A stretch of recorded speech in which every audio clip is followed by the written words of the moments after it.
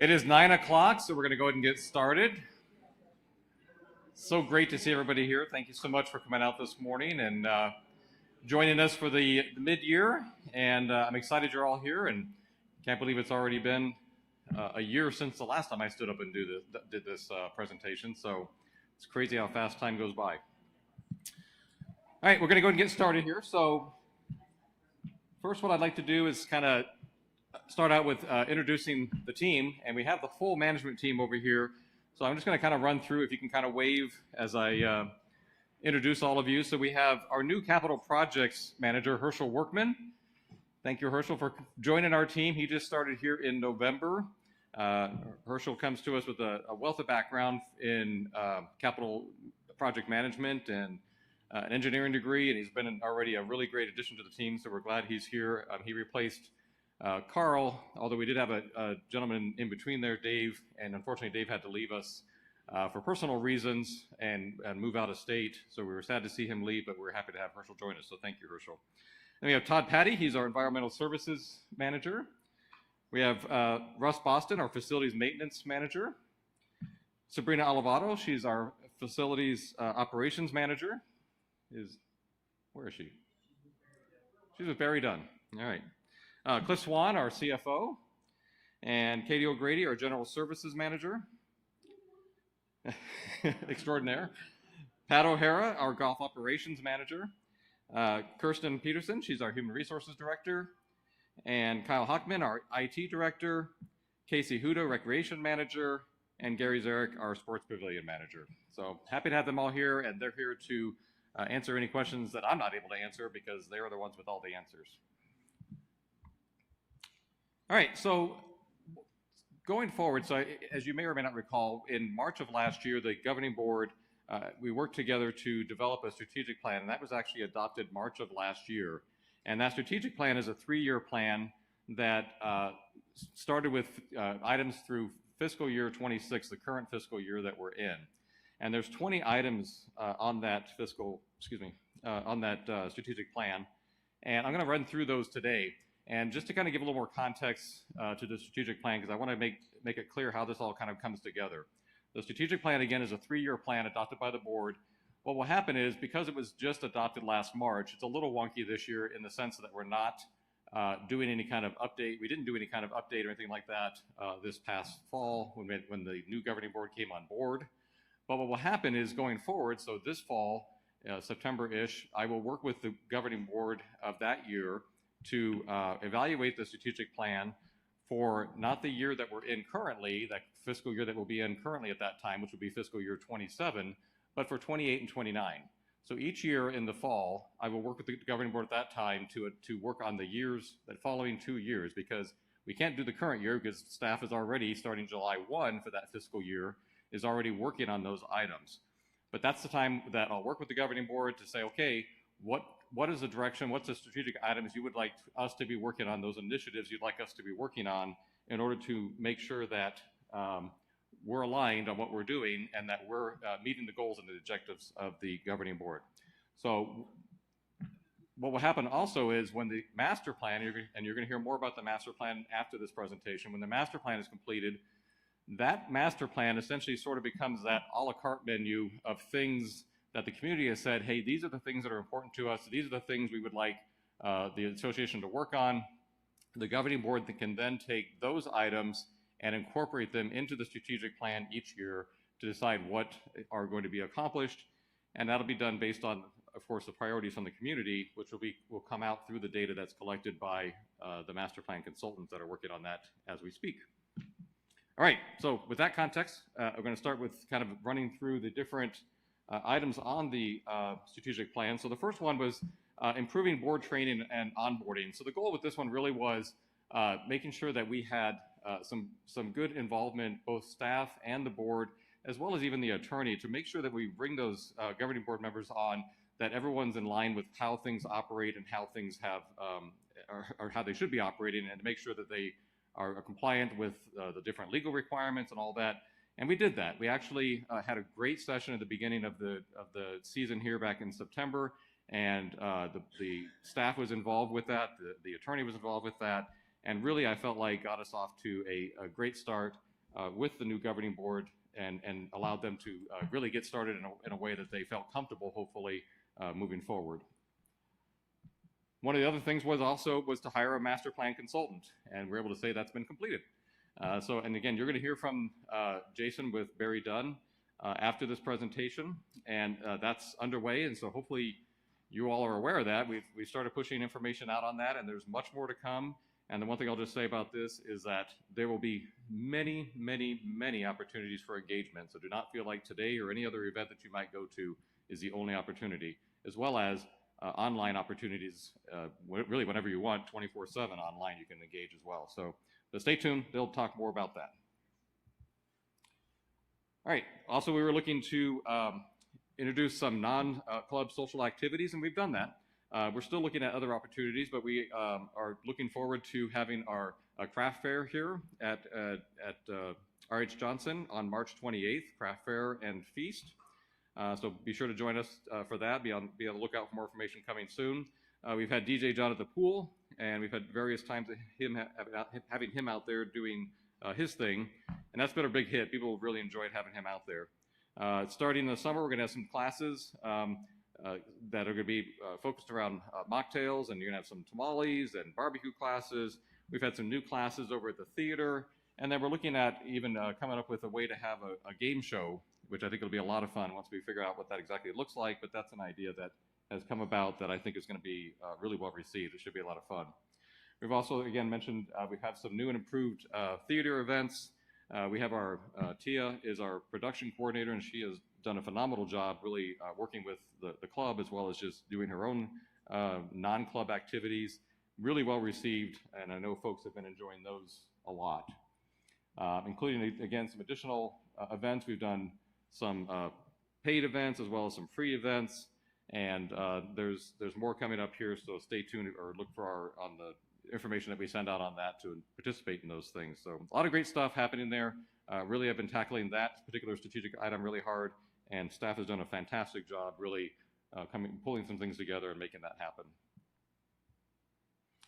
So evaluate online scheduling system for space requests. So that's still in progress. You know, staff has been looking into that, IT and some other looking at alternatives on what that might look like. We don't have a definitive answer yet.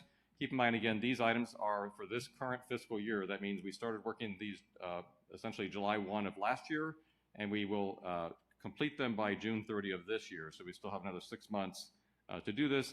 And those items that maybe we are not able to complete for whatever reason, we may have to then go back to the governing board and say, hey, we weren't able to complete it, or through our evaluation, we've decided that this is the best route, so we move into a different type of strategic item for the next year. But at this point, again, we still have time on this. We're still working through that, though.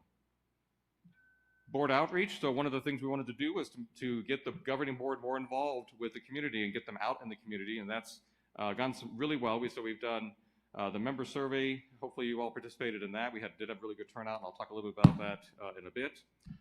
We've had the President's Rec Center news article, some special events that we've had them out at making appearances, so the grand reopening at Lizard Acres, as well as other community events and some other items related to the master plan. We had them touring at some other communities. We had the GM video with the new president. I think that went really well to kind of show that, hey, we are aligned and we work together with the governing board. So we've done a lot, and there's still more to come on really working with the governing board to get them and keep them engaged with the community. And here's some of those things. So we had newcomer events. We had, you can see them enjoying that, as well as Westmark. Westmark is an organization in the West Valley, Lizard Acres grand opening, pop-up events. So really have been getting them out there in the community. And as you can see, at least I hope from the pictures, that they're having a lot of fun doing that, and which is really the goal. All right, and then branding and marketing. So develop brand standards and refine marketing strategies. So one of the things that staff has been working on, and we have it in draft mode right now, we're working towards finalizing that, is to have a internal branding guideline. So what that means is, so everything that we do has brand standards to it. So we are incorporating the correct color palette. There's not having any department or anything take the logo and modify it in a certain way. It's important that we really are protective of our brand and make sure that we are putting it out in a way that doesn't confuse anybody and like, by the way, hey, is this actually the rec centers? Is it not? You know, is it part of it? We want to make sure it's a unified message and that we are across the organization using the same type of standards and make sure that we are not, again, in any way modifying those things to where it really detracts from our brand. So we have had new branding signs. We've expanded the play signage as well as some different poster standardization. We have some Lizard Acres branding merchandise. And then we have on here some logo infringement enforcement. We've actually had some situations. We had a couple recently where one of our staff even noticed that I can't remember what it was. I think it was like a refrigeration repair or something. Yeah. Vehicle, some private company was driving around with one of their trucks that had the Sun City West logo on the back of the truck. Well, that's not okay. So we tracked that down, and our attorney actually sent them a cease and desist, and they have ceased. But those are important as well, as making sure we protect that. And even recently, some of you brought it to our attention, there was an ad in the Independent that implied, based on the use of our logo, that we were somehow endorsing that, and we quickly reached out to make sure that that was taken away and not used in that way. So again, making sure that we are protecting our logo and our brand is important. We do not want that out there in a way where it shouldn't be. All right, and then obviously we want to make sure that we're still in good ranking. So we're, if you look at the 55 places and niche and Retire AZ, we are always monitoring those and making sure that we hopefully are engaged with that. And we've even had some promotion to have you all engage in that so that we can maintain hopefully our ranking as being a highly desirable active retirement community.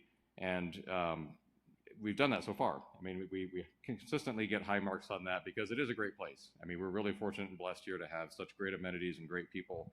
And we want to make sure that we continue to get that word out to attract people here so they understand what a great place it is and the way of life that we have here. We even, as well, redesigned the member packet, and we've actually worked on some film projects that we're hoping are going to come to fruition. Some of those, obviously, we don't control. They approach us, and we've had a couple of things come out, and we'll see if they actually come into a true actual film or a series. And we're hoping they will. There was a potential dating series that was looking at hopefully trying to be sold to like a Netflix type thing. We're still waiting to see if that's going to happen. We've also reached out to and we've actually started doing some advertising at this Peoria Sports Complex, some marketing there. So during spring training, because what we found is the teams that play there are from the states that most often, based on our survey data, is where folks are coming from. So we know that that's a target market there that we want to try to attract more folks from those states and get the word out, and so that they can continue to migrate here and enjoy the great things that we have to offer. And then we've also looked at, and done some additional no-cost and low-cost advertising, and still other things to come. So we're working on our marketing email signatures, having those be standardized, as well as library and bowling signage and other signage opportunities. So again, the marketing and branding, it's kind of an ongoing thing that we want to make sure that we are up on top of, because again, that's important for our brand, that in order to continue to attract folks to our community.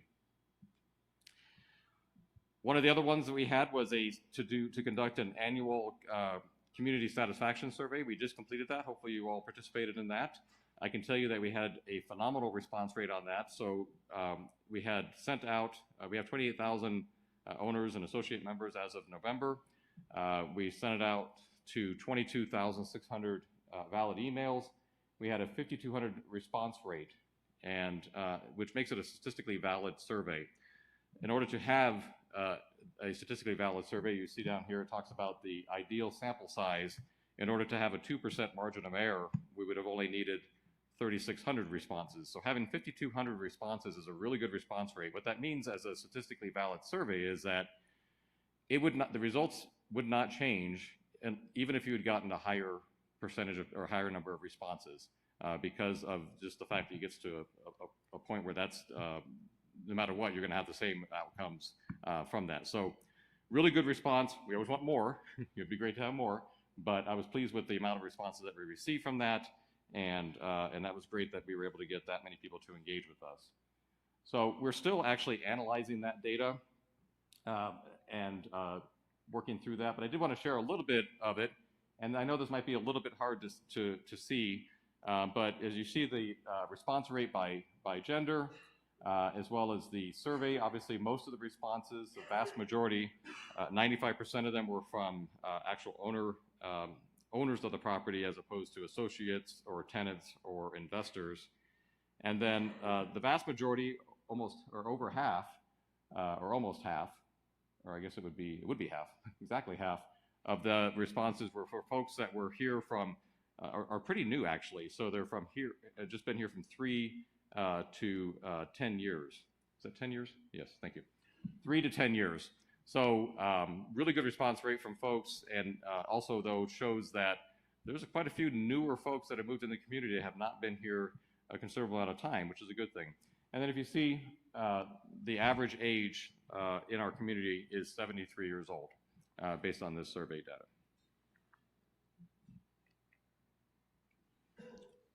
All right, and then also responses by whether or not that they are full-time or part-time or seasonal. So you see that the vast majority of our members, the responses were 67% are living here full-time, as opposed to 24% on part-time and 9% seasonal.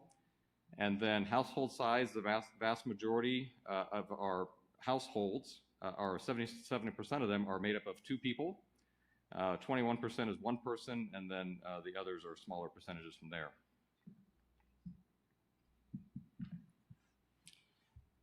And then one of the questions talked about how much you agreed with the statements.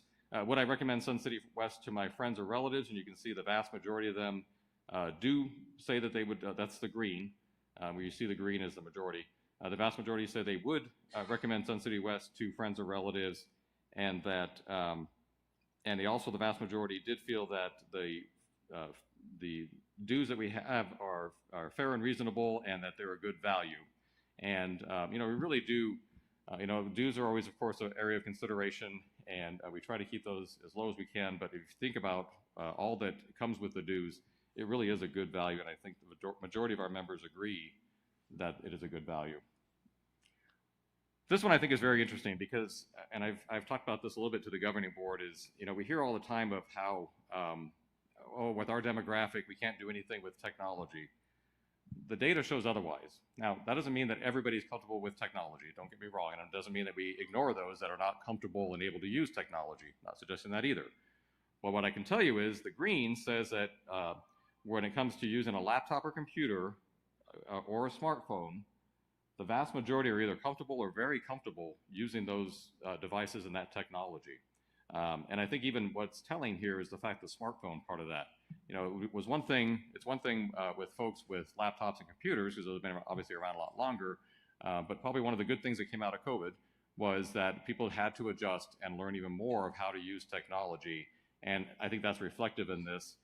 So I think it's just important to point out that that folks are able to navigate technology. Again, I'm not suggesting that we, by any means, ignore those that are not. I'm just suggesting that we do have the ability to use technology to make things even better here as we look at opportunities for improvement and efficiencies and ways to serve our members. And then how satisfied are you with the overall quality of services and amenities? And the vast majority, again, the green area there, are happy. The variety of amenities, feeling safe on our campuses, the friendliness of the staff, the cleanliness of facilities, and the quality of services. You know, the vast majority of folks are happy. Now, that doesn't mean that we rest on this and say, okay, hey, we're great. No, what we do is we look at, okay, what are and this is part of the reviewing that we're looking at is, when we start drilling down to some of the data, where is it that we feel like we came up short?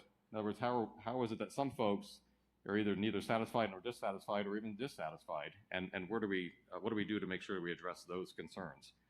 But obviously, I'm very pleased with seeing these types of results. And this one's interesting, I think, because it's important to note that, you know, I think that is the trend, is that folks are retiring later in life now, or they're going back and maybe they're retired and then going back to work. So there's, while it's not a huge number, it's a pretty decent number, 3,900 people still working in our community. And even when you take out those folks that are working for us here at the rec centers, which is a couple hundred, that's still a pretty big number. People that are actually either working from home or they're working outside of Sun City West, they're driving. And I think it's interesting, you look at, that the number of the counts of the people that are even driving, 11 to 20 miles outside of the walls here to go to work. So it just shows, I think that, and that'll probably be the trend, and we'll know that because that's one of the things. This is going to be an annual survey, so we'll be able to track these trends. I think it's going to be interesting in the coming years to see what these numbers do as it relates to folks that either are continuing to work or have gone back to work or are working from home, things like that, and whether or not we need to adjust some of our services and things in order to meet those needs. All right, golf advertising. So one of the items was to look at our advertising and figure out ways that we can improve golf advertising and events, and we're currently doing that. We at this point don't have a whole lot to update on this. We're updating the advertising to build in measures. Right now some of it's limited audience, so we're trying to figure out ways how can we do this. And again, we're halfway through the year, and we'll continue to work towards this item on the plan.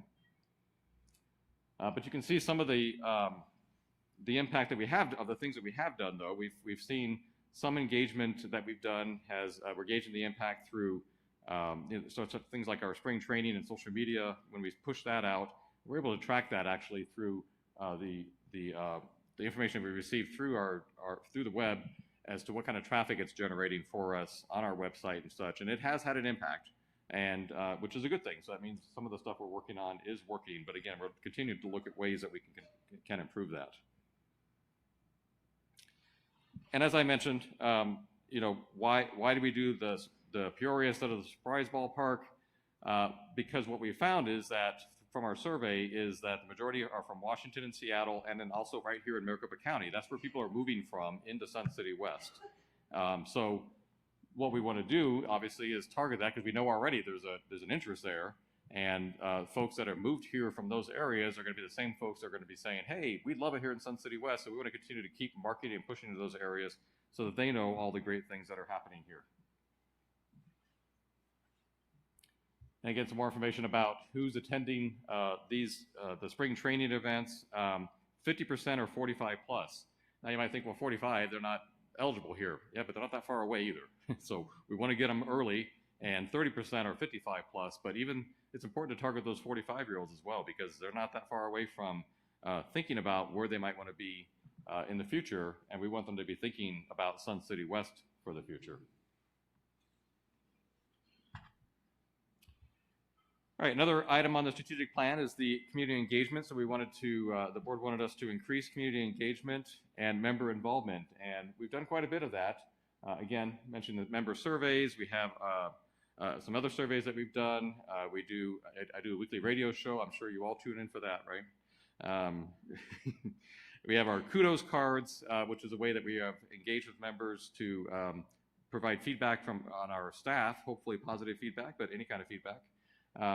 As well as special events, so the Lizard Acres reopening and newcomers events, which is a great event if you have not gone to one, which I always find that fascinating. I've talked to folks at newcomers, and some people say, oh yeah, I've been here 10 years, and it's the first time they come to newcomers. So it's kind of interesting the turnout that we get there, but I always encourage folks to come because there's always new and different things. So if you can make it, I would encourage you to go to newcomers. I think they're fun events, and it's a great way to get information about clubs as well as just overall the community.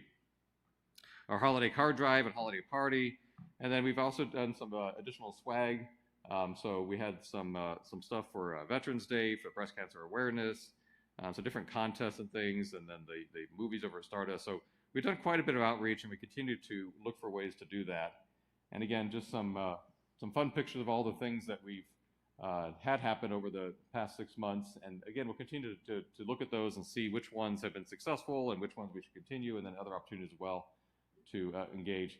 Talk with the team. If you haven't gone to that, I encourage you to do that. Talk with the teams every month is an opportunity to come out and chat with myself or any of our staff. It's just a casual. There's no agenda. There's there's no set anything really. It's come out and have coffee with us and water and donuts. And, you know, if you have a concern or a question, then it's a great way to get the information directly from staff. Another item was to improve the Wi-Fi connectivity and expand that. And so we've done that. Kyle and his team have done a fantastic job at that. So not only did he actually improve the Wi-Fi, but was actually able to save over $20,000 a year in the process, which is even better. And right now we're even working on doing some additional infrastructure at Beardsley Park and the softball field. Are those done, or are those still in process? They're done. So yeah, so I knew we were close on that. We added some additional Wi-Fi access points. And then, I don't know if any of you remember, maybe you didn't even notice, but it's kind of nice now. They used to have a splash page that was basically every time you went on our network, it would come up and say that you had to agree to all these things. And we changed the frequency of that because honestly, it just was, it's important to have that, but it came up for it to come up every single time was an annoyance. So it's actually made that more efficient and more user-friendly. All right, we're also looking at one of the items was to improve technology solutions for member utilization tracking, and we're working on that. Club Tracks, we're looking to see still if that's the best system for us and if there's any way that we can use location tracking with that. But we're also looking at a vendor called Multicard, and we're looking at ways to integrate RFID, which is basically the radio frequency to be able to, from the cards, to be able to scan into places and open doors and such. And that's going to end up being probably it is a direction I'd like to see us head towards. It is a much larger project, but this is something we're working on still, and we'll have more information later, but big project there for sure. Another one was to evaluate safety concerns at our properties, and so we did actually move from having a part-time to a full-time safety administrator, and twofold for that. Of course, safety of our members and our employees is top priority. And so it was, to me, it made more sense to have somebody that was really focused on a full-time basis to make sure that that was happening. Excuse me, but in addition to that, from a risk management standpoint, the cost of having a full-time versus a part-time fully outweighs any potential loss that we might have from not having good safety practices and not making sure that we're being compliant with ADA, which the great thing I will say is that our team, Russ and his team particularly, they do a phenomenal job that we are well beyond any ADA requirements for everything, and they are really good at figuring out ways.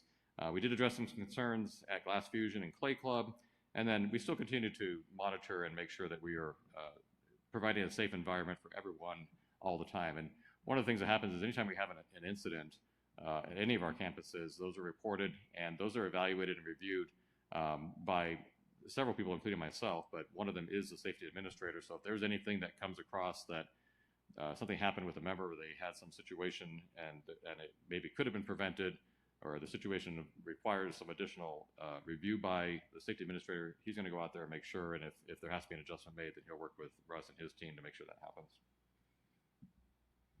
All right, we also wanted to make sure that we were enhancing, develop initiatives to improve employee morale and retention. And we've done that and continue to look at different ways to do that. So we collaborated with our third-party vendor for benefits survey. So it was not conducted by us. It was conducted by a third party, so employees could feel comfortable responding to that, to find out how they felt about our benefits. And then it allows the HR reviewing those to guide the future of benefit planning, because we want to make sure that are we offering the right benefits for our employees.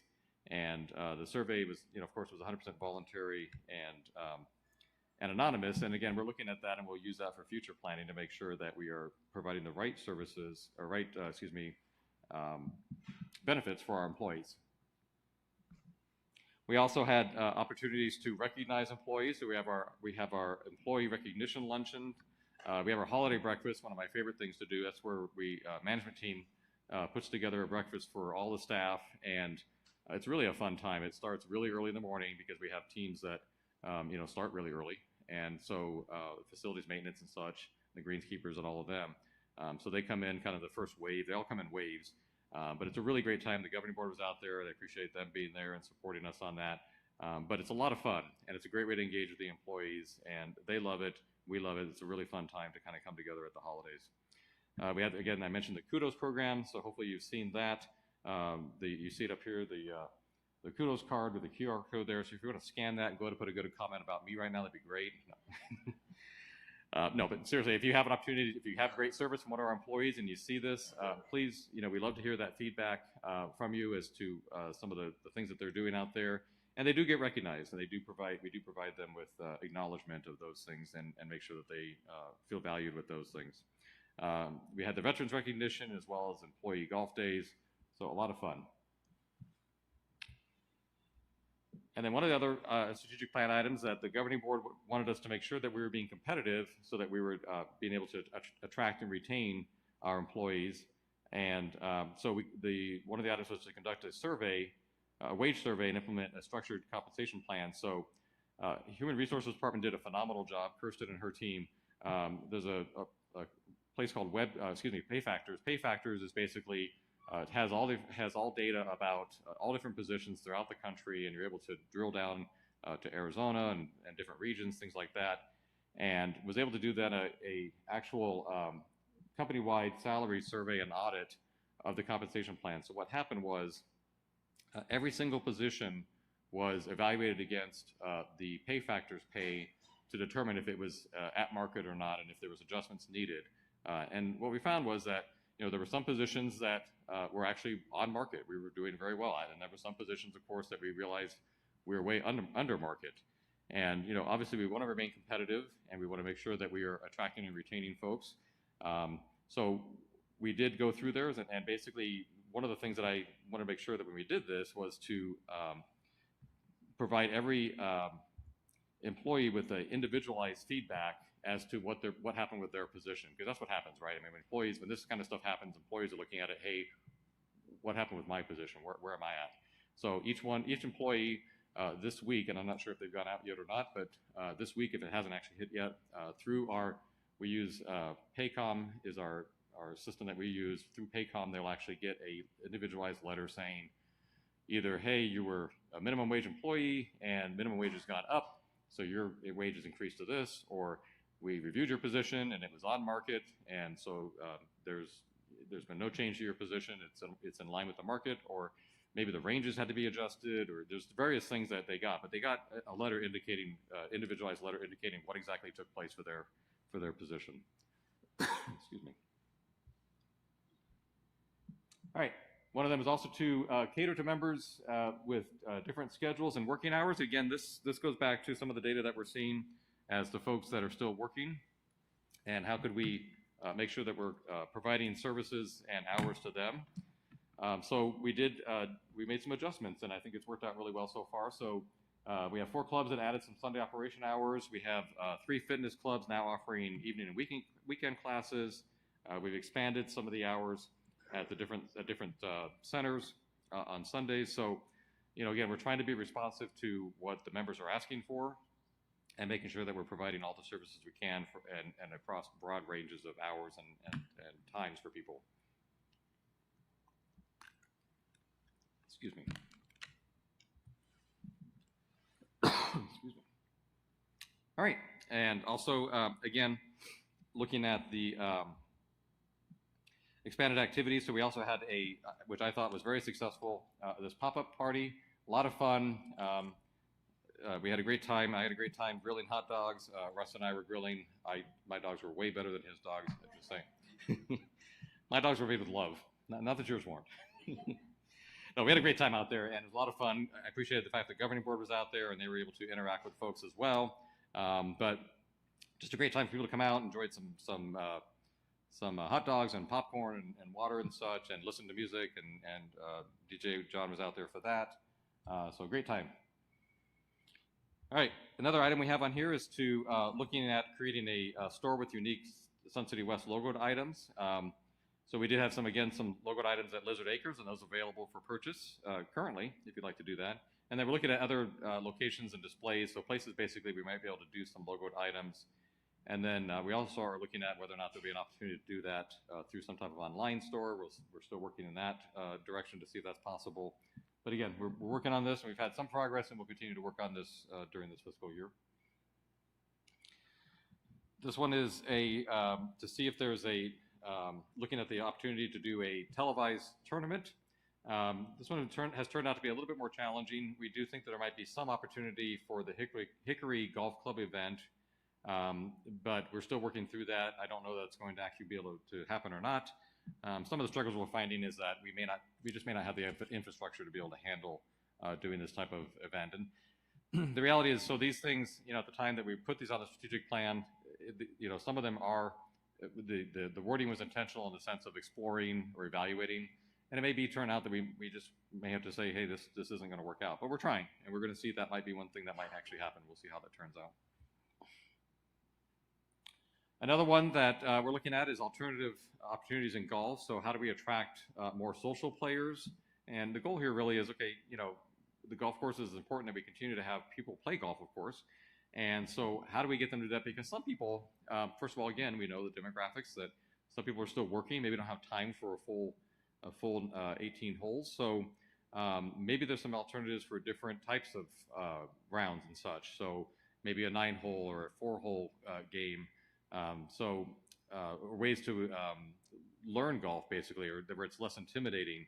We're looking at that, and we're working on that, and then see if there's opportunities for that to happen, and ways to continue to bring in golfers into the community, and then folks that are living here, maybe that just don't golf, because it can be intimidating. We recognize that. So maybe there's ways folks that are thinking, hey, if I just had a different option, that would not be, and a different time commitment, maybe I'd be interested in doing that. So we're gonna work towards that. All right, and then one of the things was to reviewing the financial implications of expanding league bowling, or reducing, but we obviously went for expanding. And Gary did a phenomenal job on this. Gary Zarek in the Sports Pavilion, making some adjustments and increasing actually increased our bowling revenue by $40,000 by adding additional Saturday slot to our charter club bowling. In addition to that, what's not mentioned on here is Gary's done a really good job of even just aligning the start times and such of the leagues, and making sure that that's all optimized. But he's done this very intentionally, with also the mindset of making sure that there's still opportunities for open bowling.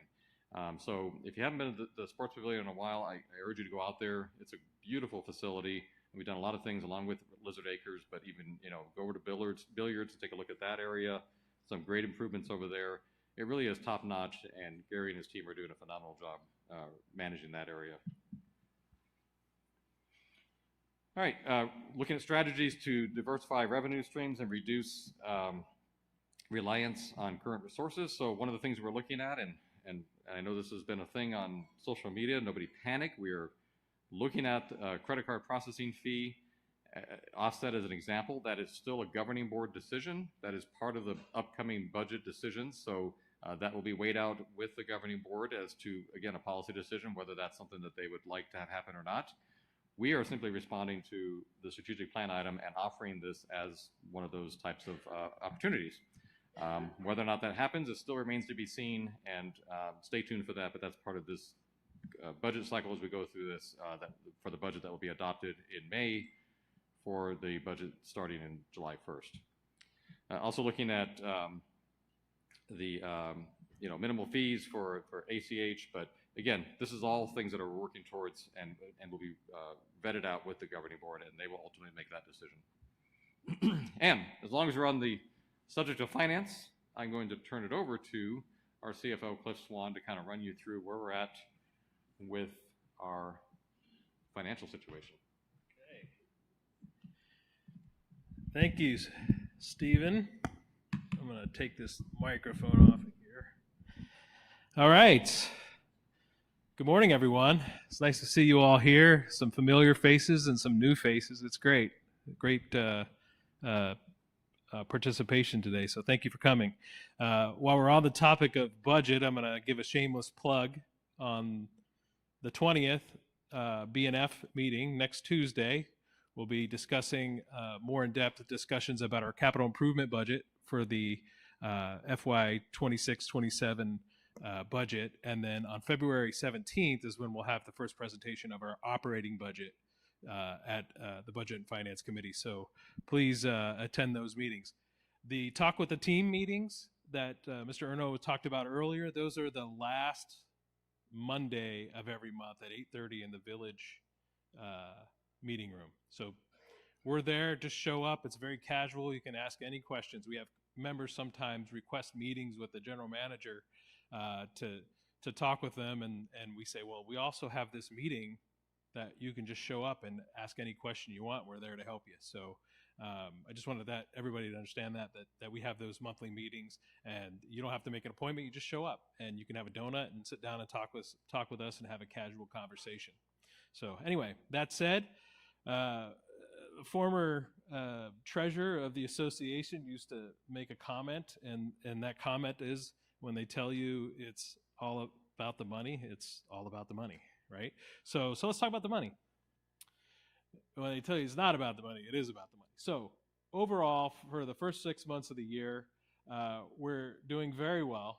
We're we're pretty much right on budget, a little unfavorable at $78,000 on the revenue side. And then on the expense side, we're not going to carry that favorability throughout the year. There's some expenses that happened in last year, timing-wise, that are going to happen later on this year. One of those expenses is our chemicals and fertilizers. We did a bulk purchase last year at the tune of about $250,000 that we haven't been able to purchase in the first half of this year because those chemicals and fertilizers aren't available. But we did that to create a savings last year in the budget. So there are some items in the budget that we haven't paid for yet, or things that are going to happen that are coming up that got budgeted in the first half of the year. But overall, doing very well. We're currently operating at a operating cash outflow of about $1.4 million. So as we get through January, February, March, we will go positive in that number. And then kind of the last 2 months of the year, we'll pull back a little bit because it's all about the golf rounds when you talk about revenue. But the golf revenue is we're a little bit off on golf revenue. We had some weather that really impacted our golf rounds in the first half of this year, positively impacted wages and benefits and utilities. So there is an offset there, but we always like to have our members out golfing and getting those rounds in. So we'll continue to watch it. But so far through the year, operating budget looked pretty good. Now, if we talk about APF fees, we're a little behind budget on APF fees. We're 21 APF fees, so we all know what's going on in the real estate market. So I wanted to put some real estate data up here that we got from the ARMLS, and basically showing, kind of what's happening in the market in Sun City West. We don't control it. We really don't have any input on the sales of homes in the community.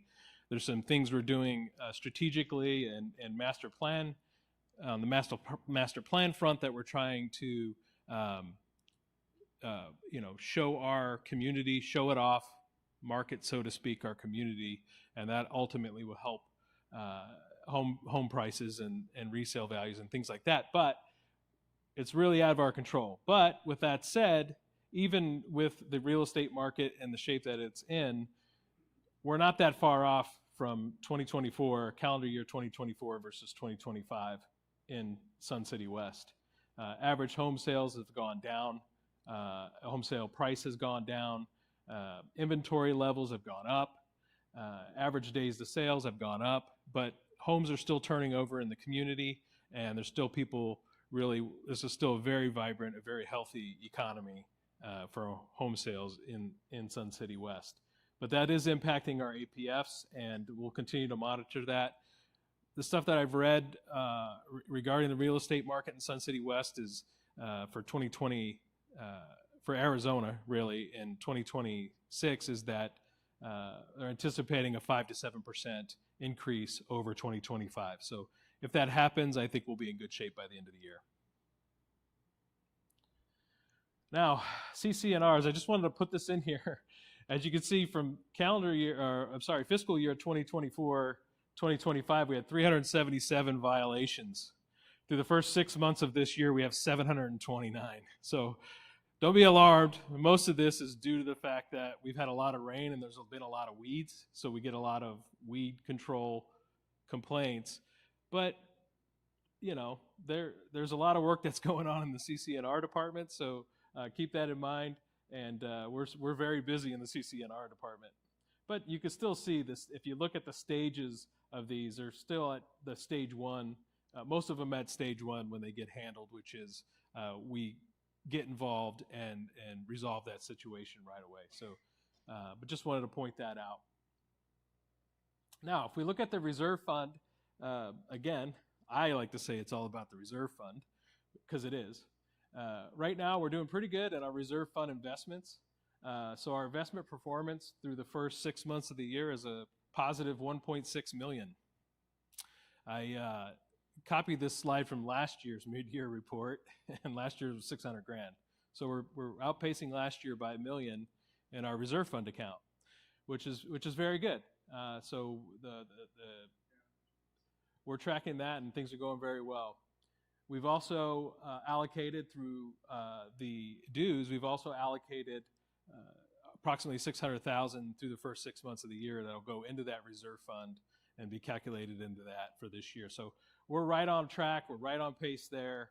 And I always like to say it's all about the reserve fund, because it really is, and we're doing very well. The good thing about the reserve fund performance is that whatever happens in there doesn't have to come from you all. So obviously we model performance out. We model that out. So there's an expected return there, but if we can outpace that expected return, that's great. And that concludes the financial portion. I'm going to turn it back over to Mr. Erno. Thank you, Cliff. Great job. Appreciate that. So just going to kind of finish out with a few other additional highlights from this year. So team did a great job of completing several projects. So the Deer Valley Desert Trails roofing project. So that was, to deal with some roofing issues over there. We got that resolved. We have a shed that got put in that previously there was a shade structure there, and that was a replacement there so that the arts and crafts can have some storage, which I'm sure that they appreciate that happening. This one, again, I'm thrilled about this. So the billiards carpet and remodel. So there's a lot of work done over in billiards. If you haven't been over there, be sure to check it out. The one thing that I'll tell you that I'm still excited about for this area is the lighting is going to be another project that's going to come up. We're going to replace those with some really different lighting that's going to, I think, really enhance that room even more. Mostly from it's going to open that room up because of the type of lighting that it is. It's very sleek and very modern looking, and it'll definitely eliminate that sort of outdated look that we have with the lights right now. So I'm excited for that. That's going to look even better once we get that accomplished, and that's going to be coming up here in the next few months. And of course, Lizard Acres pub renovation. So this one, thrilled the way this turned out. This is just it's just night and day from what it was before. And we've gotten so much positive feedback from this. I love the way it turned out. I think the long community table that was put in was a great idea, and that I think folks really appreciate that. One of the things that we wanted to do was give it even more of a pub look. So we did, it wasn't in the original scope, but we did actually replace all the ceiling tiles from the white ceiling tiles to black ceiling tiles, which I think really did help enhance the feel of that to really give it that pub feel. So a lot of fun over there. If you have not been to Lizard Acres, I encourage you to get there because it turned into a whole different place. I mean, in a good way, in the sense that people have really come out and really talk about how much they enjoy being there. We did the Silvercraft remodel, so that was a big improvement over there. So that was one of the last places. We still have the lapidary area to do, but Silvercraft, this was quite the project because it just involved, we were trying to be obviously budget conscious, so the team did a really good job of figuring out a way of how to maintain those. Instead of replacing all that cabinetry, they were able to actually keep the majority of it because it was good solid cabinetry back when they used to make it good, right? Like 40 years ago when it was well made. So we were able to reface that and give it a whole facelift, and I'm sure the club is excited with that. I know I am. It looks really nice in there now, and it's really done a lot to improve that area. The shade canopies over at Beardsley turned out really nice. We had to remove some trees over there, and that's made a big difference to provide that shade in there. Echo Mesa irrigation and turf reduction project. So that's one of our irrigation projects that we do every other year, and that turned out really well. You know, these projects are just, you know, they're expensive and we get it, but they make a huge difference in our water savings and our energy savings. And we haven't had enough data yet to know exactly what it's done for us as far as energy savings. We're going to continue to monitor that, but we do know that there's been significant water savings and will continue to be significant water savings from these. Not to mention the fact that we more than doubled the lifespan of these. So that used to be, we would have these projects, or the irrigation system would be in the reserve study for 35 years, and now we're talking a 70-year project. So these, you're talking about irrigation system that's going to last 70 years. That's a great return on investment. What we did over there also was on the number 9 fairway. We put in the Tiff-Tuff grass in there to see how that's turned out. And again, I'm not the expert on this. I'm speaking a little bit for Todd. He's the guy. But if you have any questions on this, but Tiff-Tuff is really a great product that it does a lot longer green, maintains its green longer, as well as being just a really durable grass. So you have less issues with cart traffic when it gets on there. So we're looking at the possibility of using that same type of turf when it comes to our next irrigation project. And so far, we've gotten some really good feedback on that as far as the players. It does have a little ways to go. Todd talks about this, is that, you know, it hasn't, because it's brand new, it hasn't had the chance to really build up that and be a little more spongy because it's brand new. So it's tight, but it'll get there, and it'll take time to get there, but it's been a really good product for us.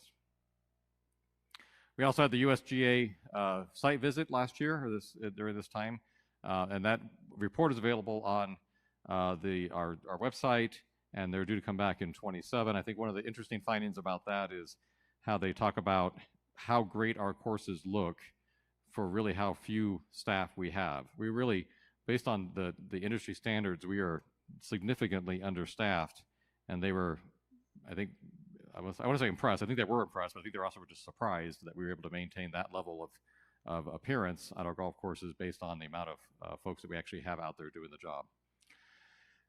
And then talk about the water usage. I know this is a little hard to read this chart, but I think the important part of this is the part in red that we are 434 acre feet under our allotment. So the allotment is from the Arizona Department of Water Resources, and the management plans that they put us under in order to the requirements that we have as far as how much water we can use.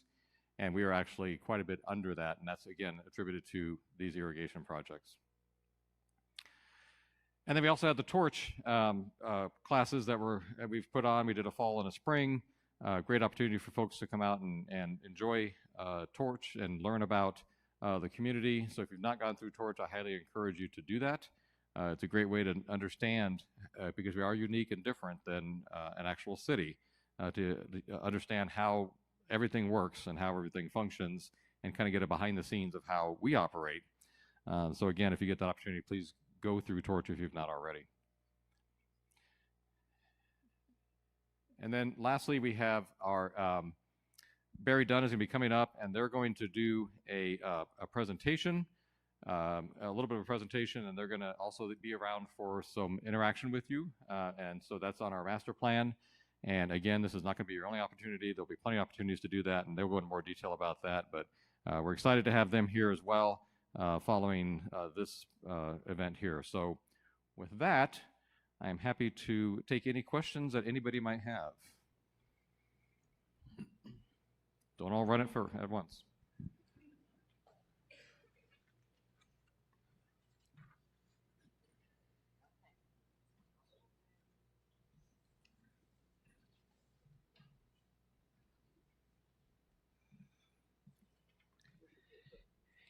Oh, that's okay. Here, you stand over there. You'll have my good ear. Okay, we'd like to let everybody know we live 4 houses up on Dusty Trail.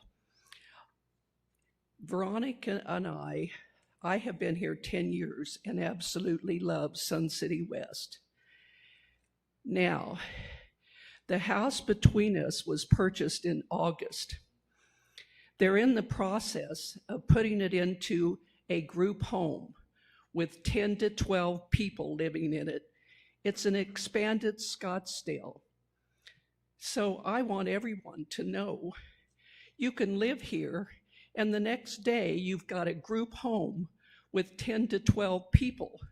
We didn't move here to live next door to a group home. We're active, we love the community, we're devastated, and our entire neighborhood is. We don't know how you let this happen. Your 5-star rating is going to go way down. People are not going to buy their investment home and then have a group home be brought in next door. They've torn up the street.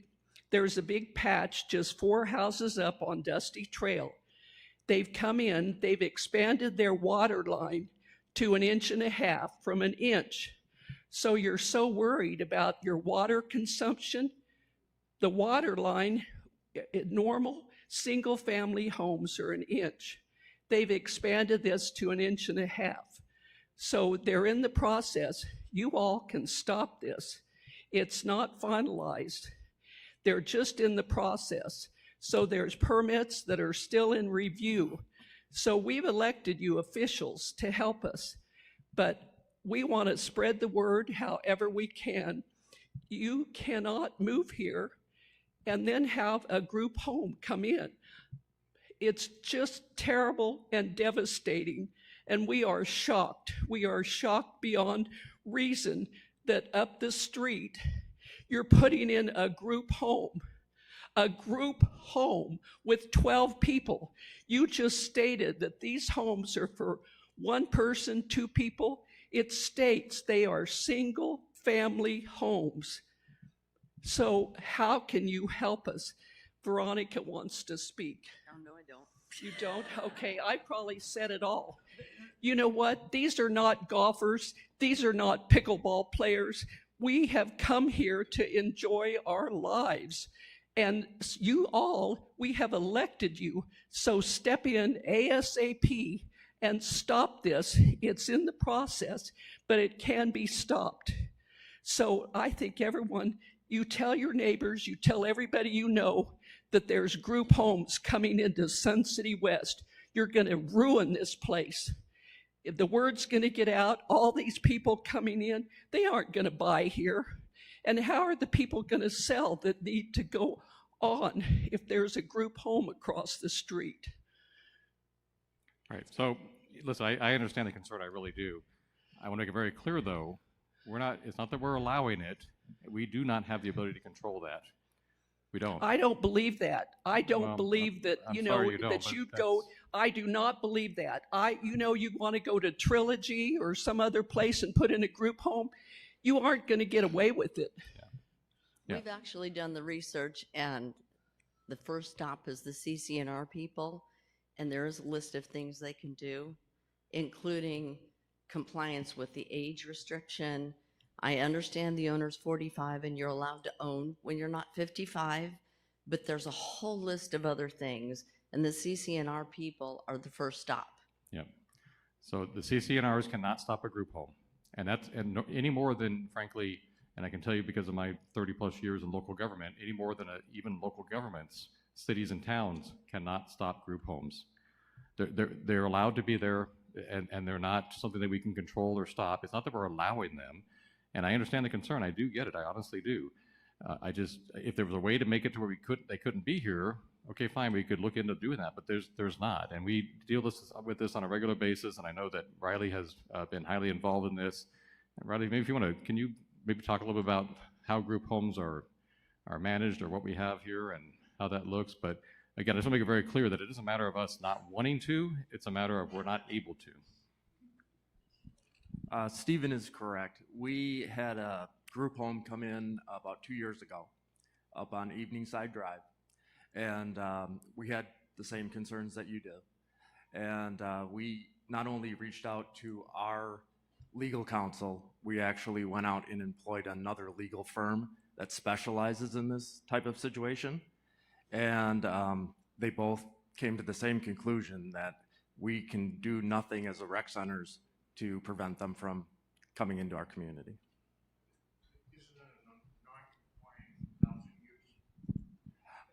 These particular homes can go into what's called R1 to R6, which is single-family residence, what we have here. Unfortunately, there's a certain size parameter that the home has to be, so they tend to be the bigger homes in our community. And there's so many square feet per person, 2 people per bedroom, and they are protected by not only ADA, but also fair housing, excuse me, thank you. So we have done our research, and unfortunately, there's nothing we can do to prevent it. The one in Evening Side, just so you know, in the 2 years that it's been in operation, we've had absolutely no problems with that particular unit, and they've blended into the community very nicely. Yeah, thank you, Roddy. I knew there was more history, and so I wanted him to get up and explain it, that this isn't a new situation, and it isn't a matter of us letting or wanting or allowing or any of those words.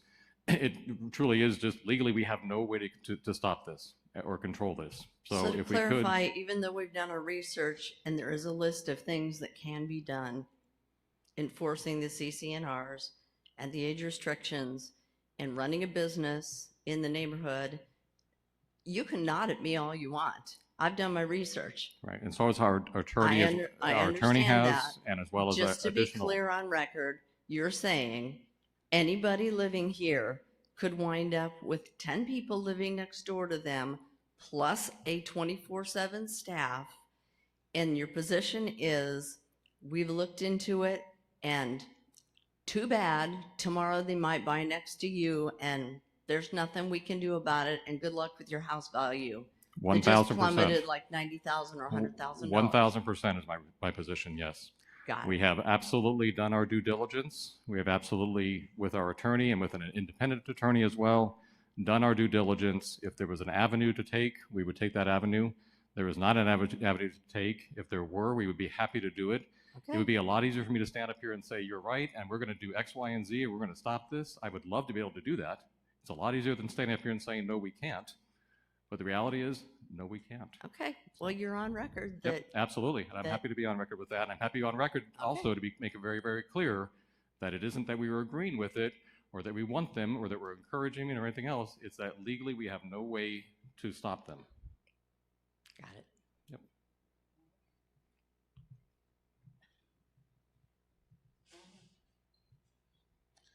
Well, Stephen, could you give us an update on the pool decking in R.H. Johnson? Sure.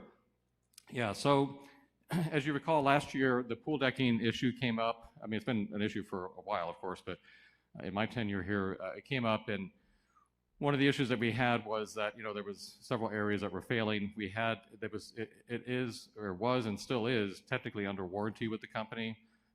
We had the company come out. They obviously did not do a good job on the repair. We are not any more pleased with that than anybody else is. And at this point, the direction from the governing board really is to look at what are all alternatives going forward. What I don't want to do, and I recognize that it's not appealing out there, we don't like it, but what I don't want to do is make another mistake and throw good money after bad.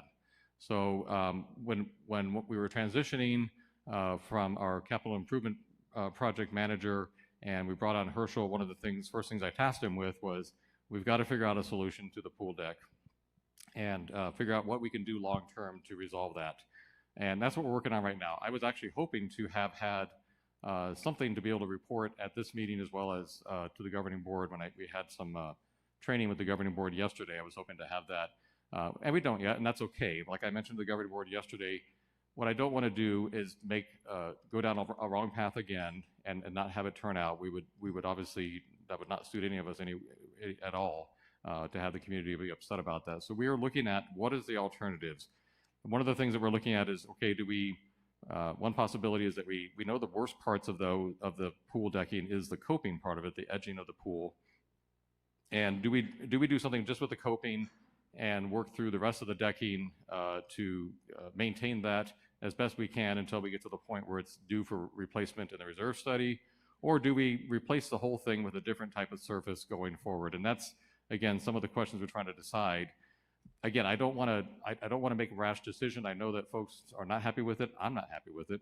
None of us are. But we don't also want to just do something just to do it, to say we did something. I want to make sure that the decision we make going forward is the best decision, long-term decision, and that we don't have a repeat.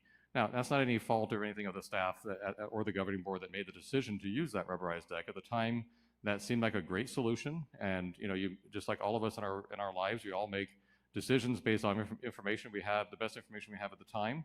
And now in hindsight, you know what? It wasn't the best decision, and it wasn't a good product, and it hasn't worked out. And frankly, the company that put it in, I don't think is even viable anymore. I do know that a municipality here in the valley has actually filed suit against them because they used them as well. So you know what? It didn't work out, but we're going to make sure that it works out in the future. We're going to figure out what that best solution is. But we'll get there, and more to come on that, and we'll certainly keep the community informed as we do that. I have a question on the golf rental carts. Do we make any money on them?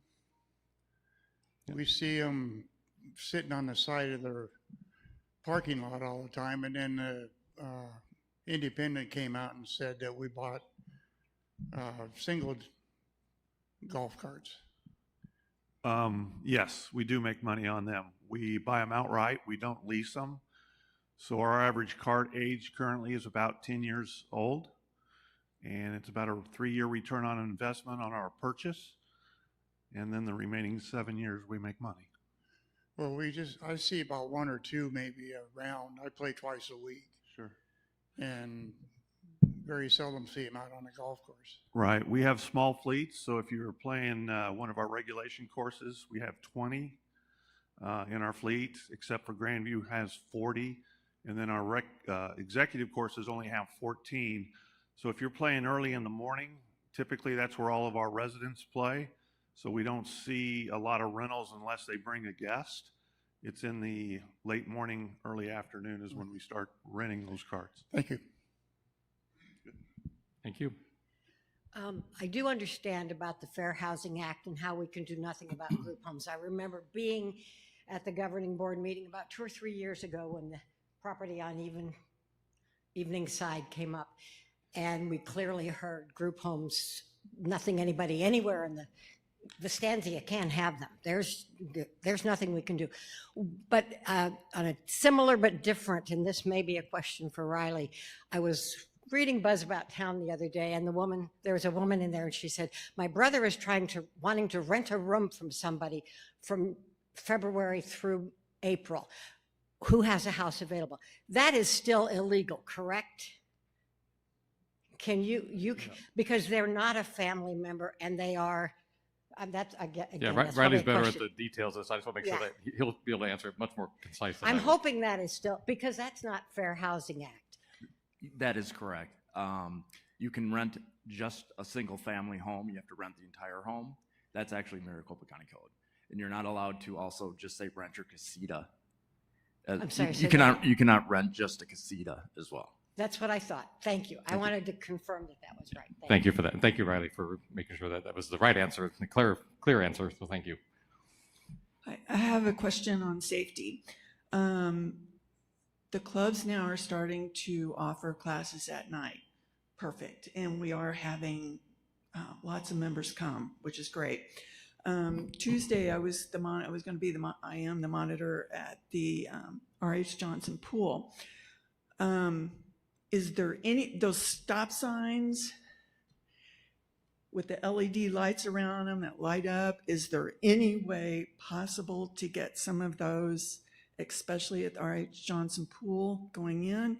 I was in the crosswalk Tuesday. Some asshole went through the stop sign. I'm sorry. He went through the stop sign. He looked at me. He flipped me off. And if I had not had to go inside the building, I would have gone after him, which is the worst thing anybody can do at night. So I was just wondering. We could look LED into them. signs. I'm not sure if they're like a solar thing. They might be. We can look into them. Yeah, Russ is giving me a thumbs up, so we'll look into that. Sure.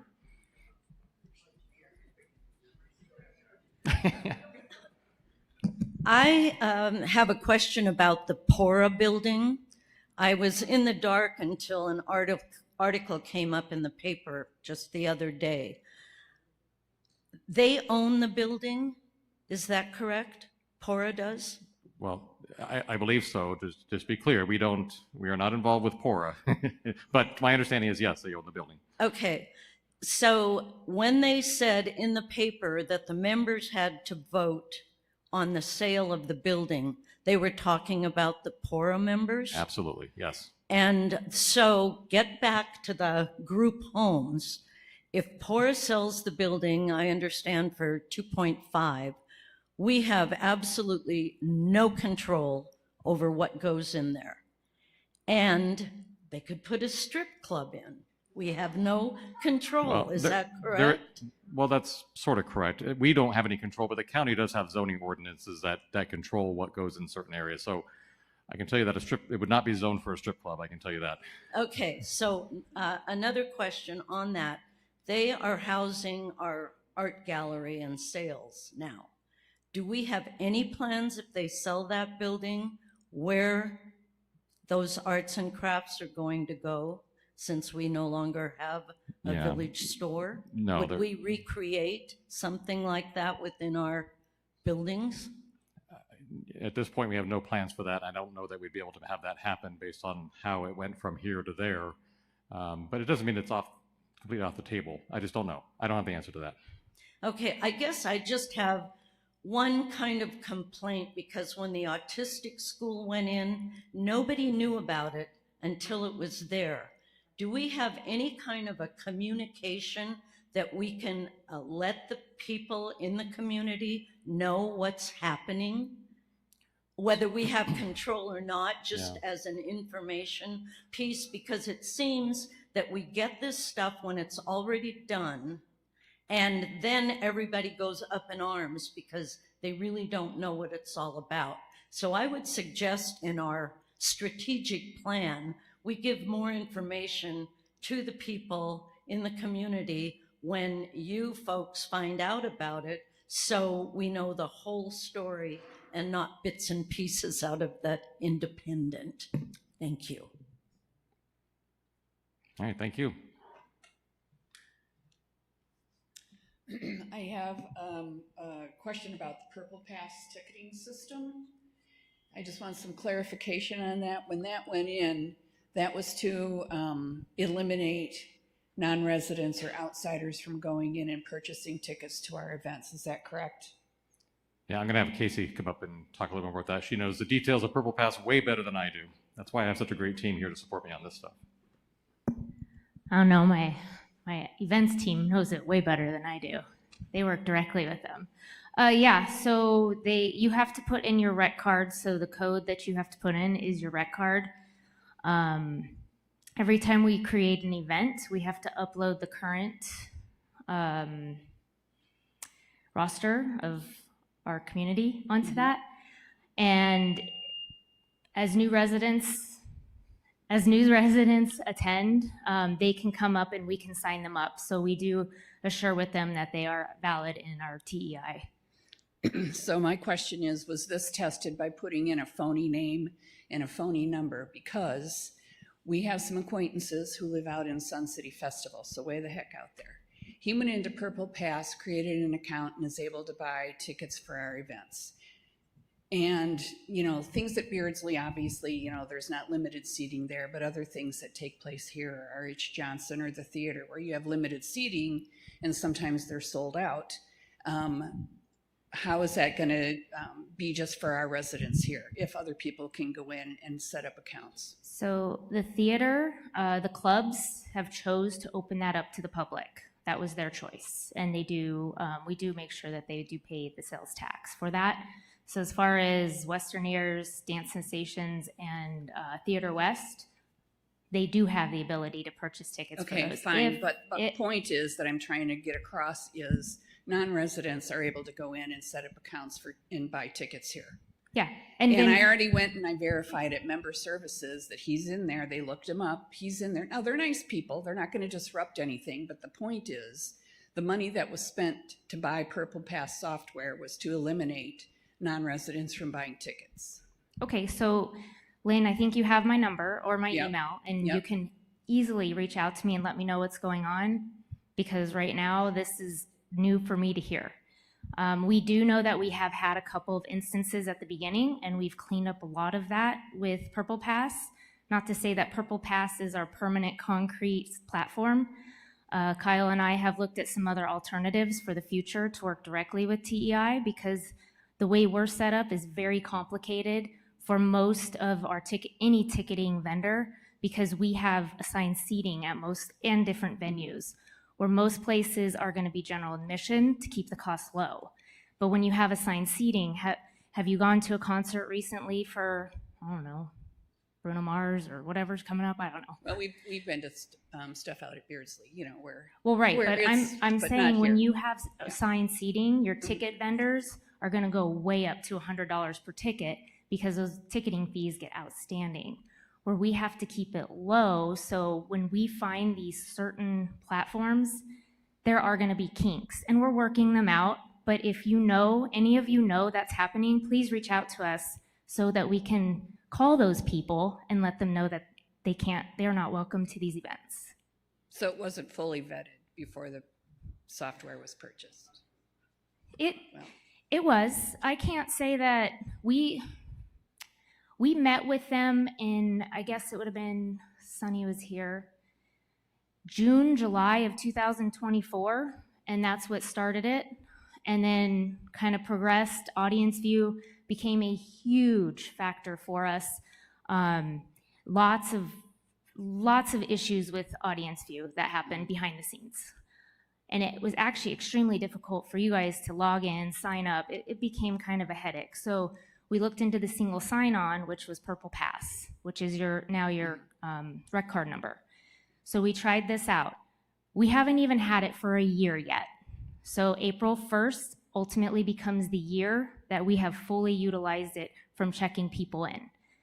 And purchasing tickets would have been middle of February of 2025.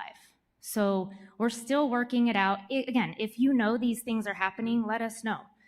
Well, I did go to member services and they But looked it up. member services isn't the events department. Box office is the events department. Well, I went there. Okay. I went to the member services building. I talked to people in box office. They looked it up. Oh yeah, he's here. And he put in just some 6-digit number and was able to get an account. So, And okay. So just FYI. Okay, thank you.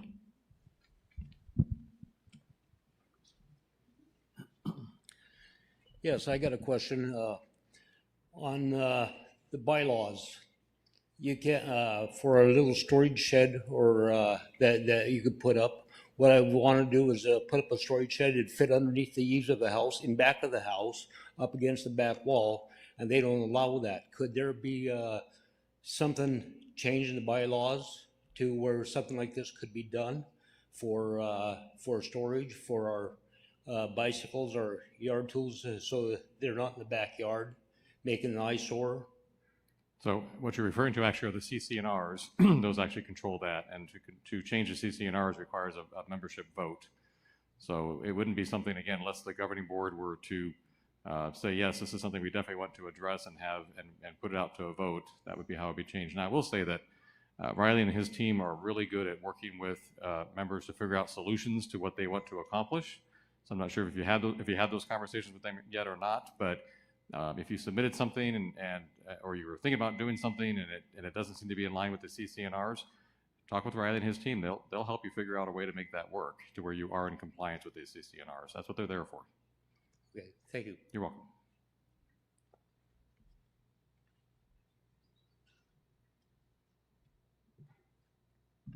To build on that, as the previous governing board president, we had this issue when somebody wanted to change the CC&Rs for all of Sun City West.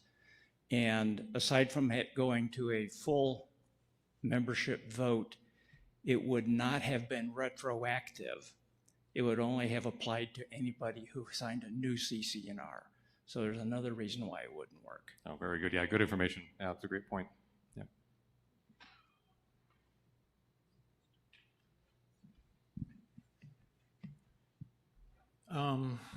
I walked on at the R.H. Johnson walking track. I have to give a shout out to Sabrina. She's done a good job addressing this.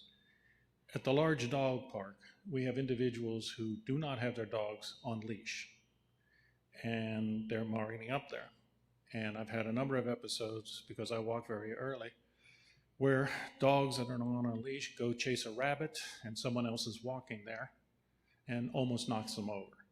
So my question is, because we can't really determine who is a resident and who is not, can we put in some type of a scan so that they have to badge their way in and be able to prove that they are residents?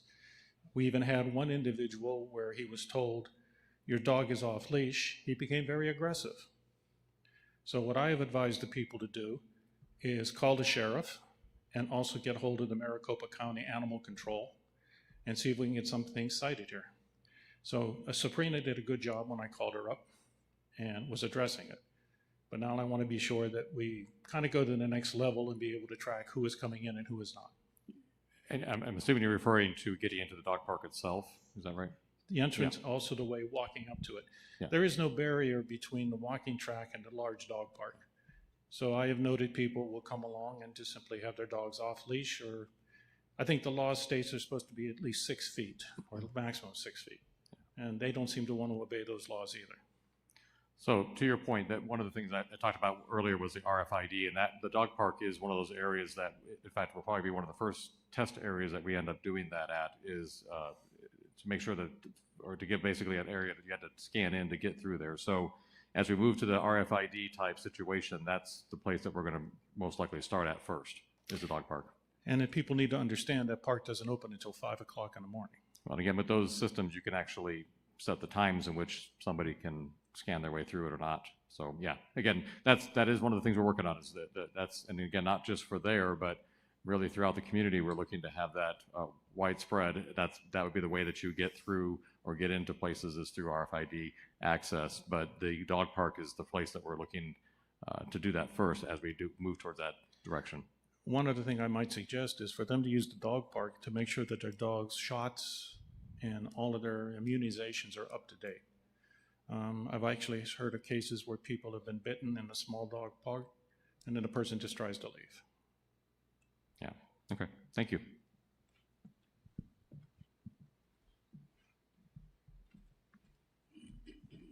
Go ahead.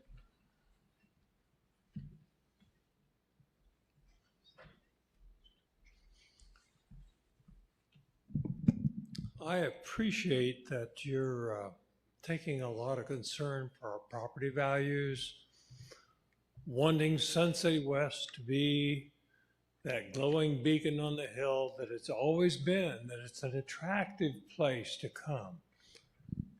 When I talk to people in my life that live elsewhere and they want to know where I live, and I said, I'm in Sun City West.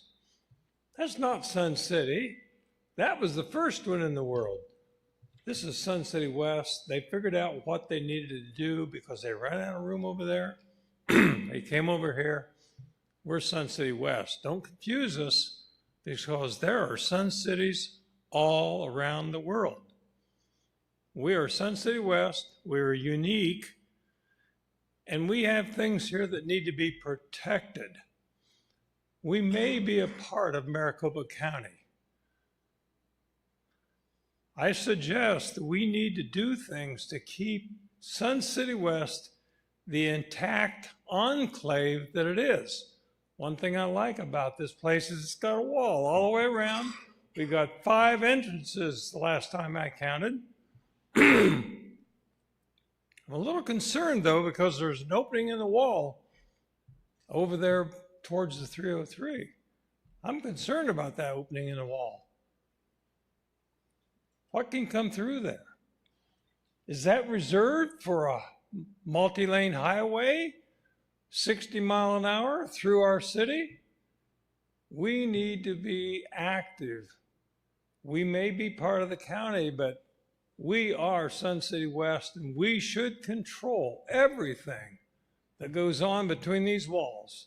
And to suggest that you're the recreation center and you're only concerned about golf. And by the way, we are a golfing community, but we also play tennis and pickleball and everything else.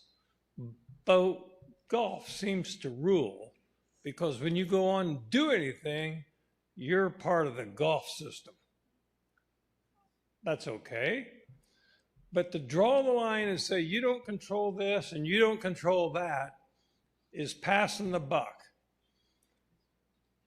Pora tried to look after our interests, but because they don't have a good way of funding themselves because we forget to pay our dues. We are not able to not pay our dues to this organization, to Sun City West Recreation Center. We have to pay, or it's going to go on our property as a whatever that's called. Do you understand my concern? I don't think you, sir, can draw the line if it affects all of us and our feelings of well-being and sanctity. I'm concerned with this thing that's coming up with the road system and things of that nature, and the fact that transportation center looks like it's going forward, that thing out west. That is drastically going to change our way of life in this portion of the valley. They may choose to run an elevated highway right across the top of us, and your house could be underneath that highway if we don't have something to say about it. I don't believe you can duck and cover and say that's the county's job. We need a political arm in this organization that's capable of exerting large amounts of power on officials in the county. And if that's not PORA, which I've suggested that PORA's financing should be incorporated into our financing, because PORA works for everyone, and they're being defunded because we don't pay our PORA bills. I rest my case. All right, thank you for the comments.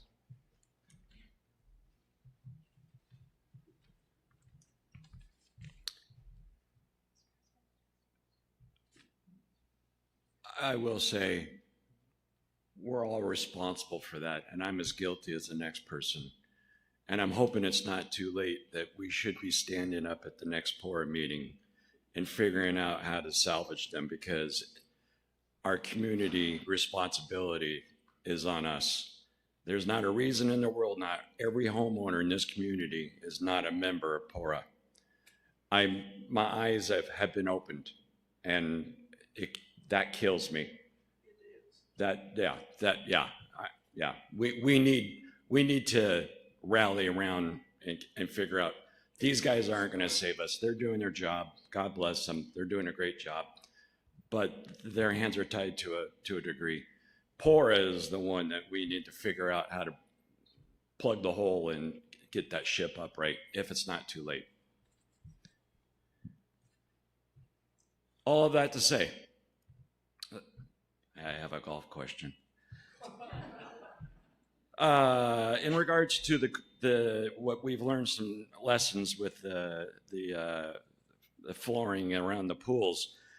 I'm a little scratching my head because we've talked and you've repeated it, that you like to make sound decisions and you like to do things once, and I highly respect that and subscribe to the same train of thought. My concern is we've got Grandview and Echo Mesa using the old grass. And we did a test fairway here in Echo Mesa. And I'm not convinced, and nobody's convinced, even Todd's not convinced, that that's the latest and greatest. The jury's still out. And so I'm kind of scratching my head why we're full steam ahead throwing 800 grand towards new seed on Stardust and rolling that out through the remaining courses as well on something that we're not really convinced that that's the latest and greatest. I'm kind of wondering if we're too far gone to think that let's throttle back on Stardust and maybe we'll have 3 courses using the old grass. And if it proves itself in the next go around, we go with it on Pebblebrook. Yeah, I'm going to have to talk about that, but I will say that I don't know that we're not convinced. I think we continue to hear feedback on that. I think we're still primarily, and I don't want to speak for Todd, but I would say that we're still on board with, we think that's the best solution. And it isn't as if this is something that's never been used anywhere. This is a standard that's being used at a lot of golf courses. It's not like we've out of nowhere picked some sort of grass that has never been tried or tested. We just simply tested it ourselves, but this is not like it just happened yesterday. And maybe talk and speak a little bit about that, how it's used in other courses and throughout the country as well. Thank you, Stephen. Yeah, you know, when you look at that fairway on number 9 at Echo Mesa, that's about 5 months in from when it totally filled in. So we still have a long ways to go. We've got the spring, we've got this summer. And so as far as using it at Stardust, that was just one thing that we wanted to put into the project. So we still got a ways to go and see what happens. But I think, you know, the way you see it right now is we didn't overseed it. The rule of thumb is you never want to overseed new grass the first year. So we have that option to overseed it next year.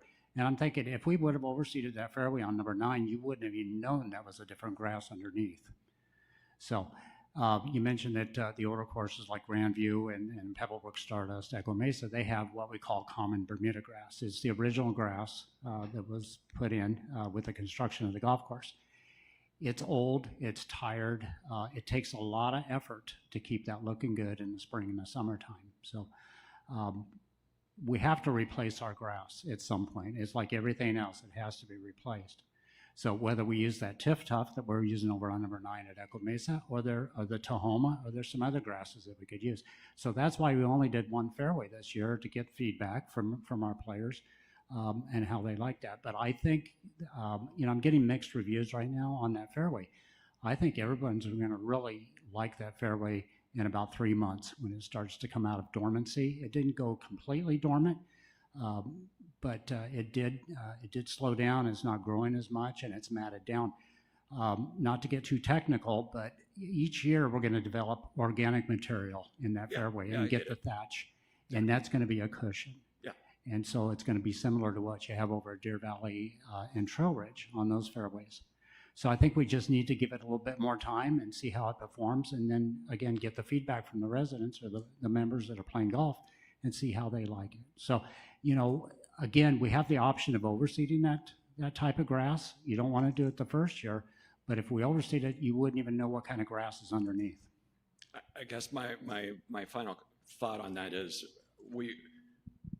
when we pursue Stardust with a new seed, it'll be a decision that we can hang our hat on, that's going to be that's the grass that's it's all that in a bag of chips. Yeah, absolutely. Okay. And you mentioned Pebblebrook. You know, when we do that project in 2029, we would go over there. It's got the common Bermuda grass too, so we would incorporate that into the project. Perfect. And go ahead. Sorry. Yeah, you know, this new grass that we're using is part of our water conservation project. You saw the slide up there on our water usage and how much water that we are under our allotment.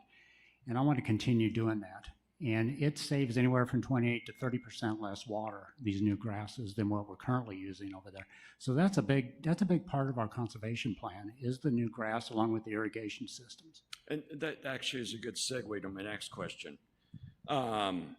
Here we are starting a journey with the master plan, and I'm sure it's going to have an outcome of some incredible ideas that the community holistically is looking for us to do potentially. And I guess I'm concerned, I'm scratching my head on my first question is, let me back up a little bit. The state mandated water allotments. So Sun City West is one entity, correct? Yes. And so our water allocation is based on one entity. Yes. And so my understanding, the rumors I've been told, that we've met our allocation requirements by doing the Grandview and the Echo Mesa retrofits. Is that correct? Yes. So I understand the idea of our infrastructure needing to be up to being retrofitted and further conservation and making it the latest and greatest. But I'm deeply concerned that we're on this every 2-year cycle dumping $7 to $11 million on golf course retrofits, watching our reserve fund sit at its baseline and not have opportunity to take our outcomes on the master plan and have dollars to be able to do anything, whether it's immediate or medium term or the likes. And kind of wondering if there's opportunity to slide those out, maybe 4 years rather than the 2, because we've hit the water requirement. Yeah, absolutely. You know, our irrigation systems, they are starting to fail. I see that at Stardust. We can't get over there soon enough. I'm seeing some failure over at Pebblebrook as well. So, you know, I was talking about this the other day. I wish I would have started this project about 10 years ago. And then we wouldn't be dealing with some of the problems that we have right now with irrigation systems and all the repairs that we have. Stardust, a lot of main lines are failing on us where we have to isolate areas and get in there and work on those areas. And, you know, we saw that over at Grandview, and that's kind of why we decided to go to Grandview first, because every day the guys were out there digging up heads, digging up main lines, repairing valves. And I started to see some of that over at Echo Mesa. And right now, we don't have, you can go around Echo Mesa and Grandview right now, and they're not doing any irrigation repair whatsoever. But if you go over to Stardust, you see potholes everywhere where they're having to dig up main lines and valves and stuff like that. And so, yeah, we can't get over there soon enough, you know. I hear you. I hear you. But we're kind of juggling a few apples in the air with limited resources. And looking at the community holistically, again, I understand golf is a big piece of our community, but it's not the community, just like pickleball. We got to look at it holistically. But yes, anyways, I appreciate your input. Thank you, Todd. Okay, you're welcome. I do want to thank everybody for coming out and participating. This is a great turnout. I wish it was larger, but please keep plugged into your community. Thank you. Thank you. All right. Oh, sure. Yeah, hey, I need to talk to Todd. I play in the morning, Mondays and Fridays. And like 2 weeks ago, the temperature was 43 degrees when we started.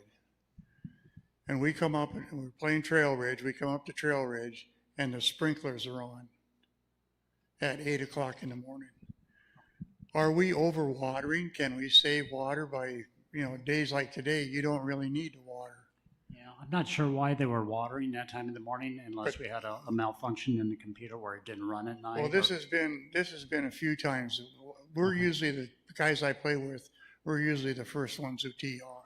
Okay. And we've had over and over. I'll be driving down, I live off of Pebblebrook, driving down to Trail Ridge, past, you know, Stardust, past Deer Valley, and the sprinklers are going.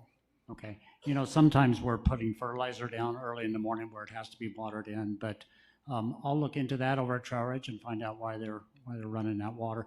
Again, if they go in and find out that those areas or those stations didn't come on overnight, we're just trying to catch up and run some water, and that's it. But I will follow up on that. Well, we would play during the summer. We would play Deer Valley, and it would be so wet in the morning when we teed off that when you drove out to get to your ball, you might as well have been playing in my home state of Washington, because water was just flying all over. Yeah, I know in the summertime we're putting a lot of water out there at certain times because we're not receiving any rain, you know, low dew points and all that. So if you're going off first thing in the morning, it is going to be a little bit wet out there. But I know, talking about Deer Valley this summer, we did have some irrigation issues in the computer, and I think we've got that all straightened out now. But that was part of the problem over there. Well, I like number 9 at Echo. I think Right. All right, great, thank you. I just can't par it. Thank you.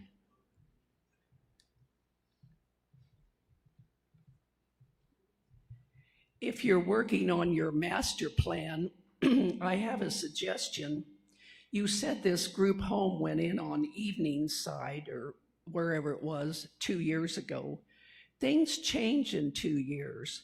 Maybe you need to look at your CCNRs and take a real close look and let all of us update and get your legal department involved, because it doesn't have to be a big house. It can be 6-bed, 10-bed, 12-bed. They're going to come in now that they've come in again and torn up the streets. That's all. They haven't remodeled. They don't have the fire department involved yet. It can be stopped, because now 4 houses up on Dusty Trail, they're going to pop here left and right. And the word's going to get out, and Sun City West, your wonderful 5-star community that you had your graph on, is going to be, don't buy your home, because you're going to have a group home right next door. So maybe look at this master plan, get your legal department, your CCNRs, all of us involved, because we pay our dues. We want to stay here. We love it here, but it's going down the tubes really fast. So look at your CCNRs ASAP with your master plan and upgrade it. These are single family homes. It states that. Single family homes.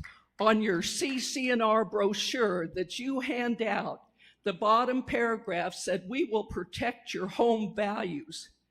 You haven't done one thing for us up the street. We are all devastated all the way up Dusty Trail.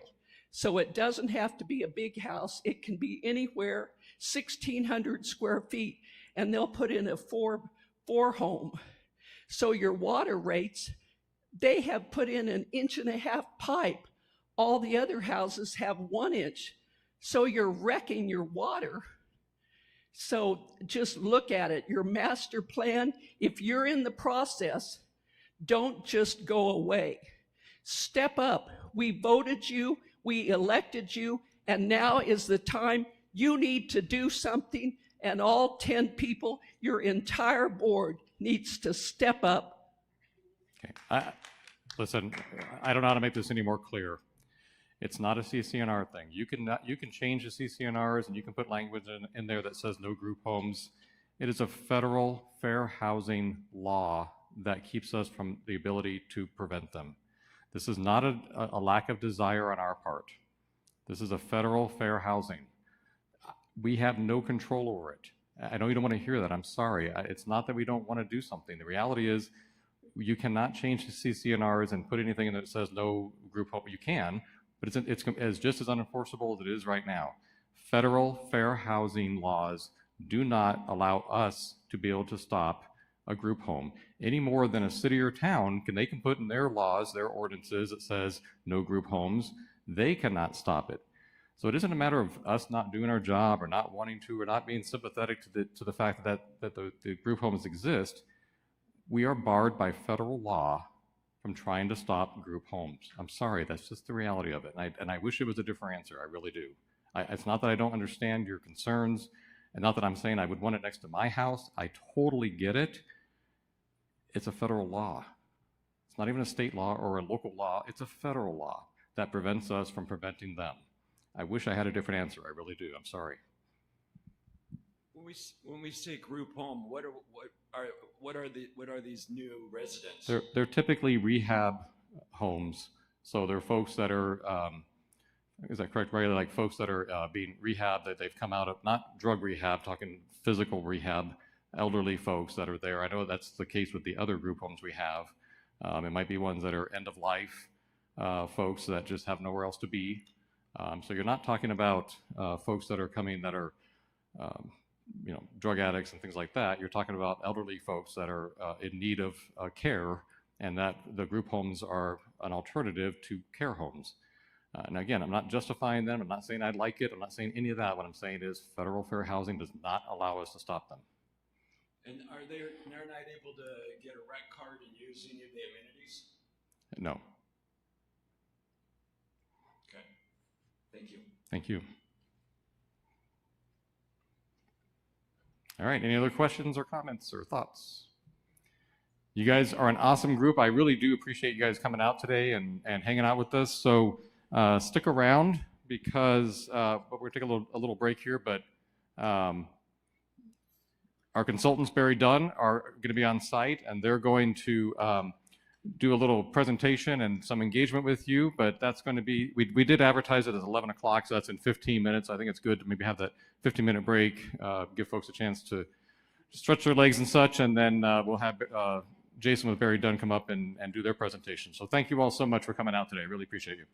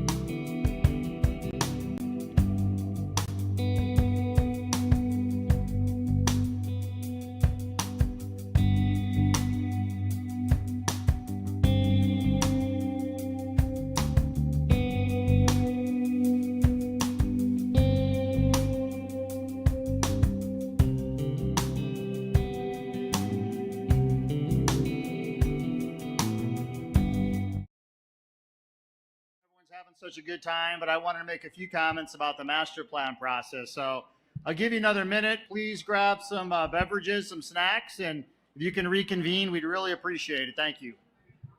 I will get started in about 60 seconds.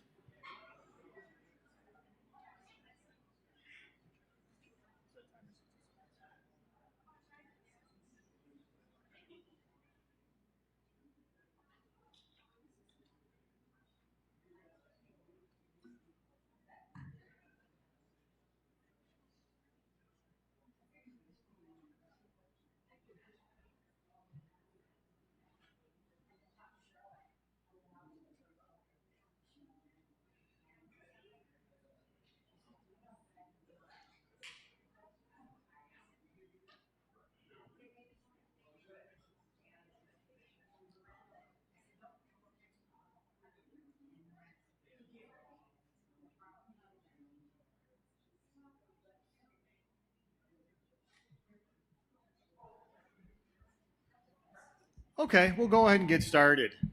Thank you so much for staying or arriving, if you weren't at the last session, to learn a little bit more about the master plan.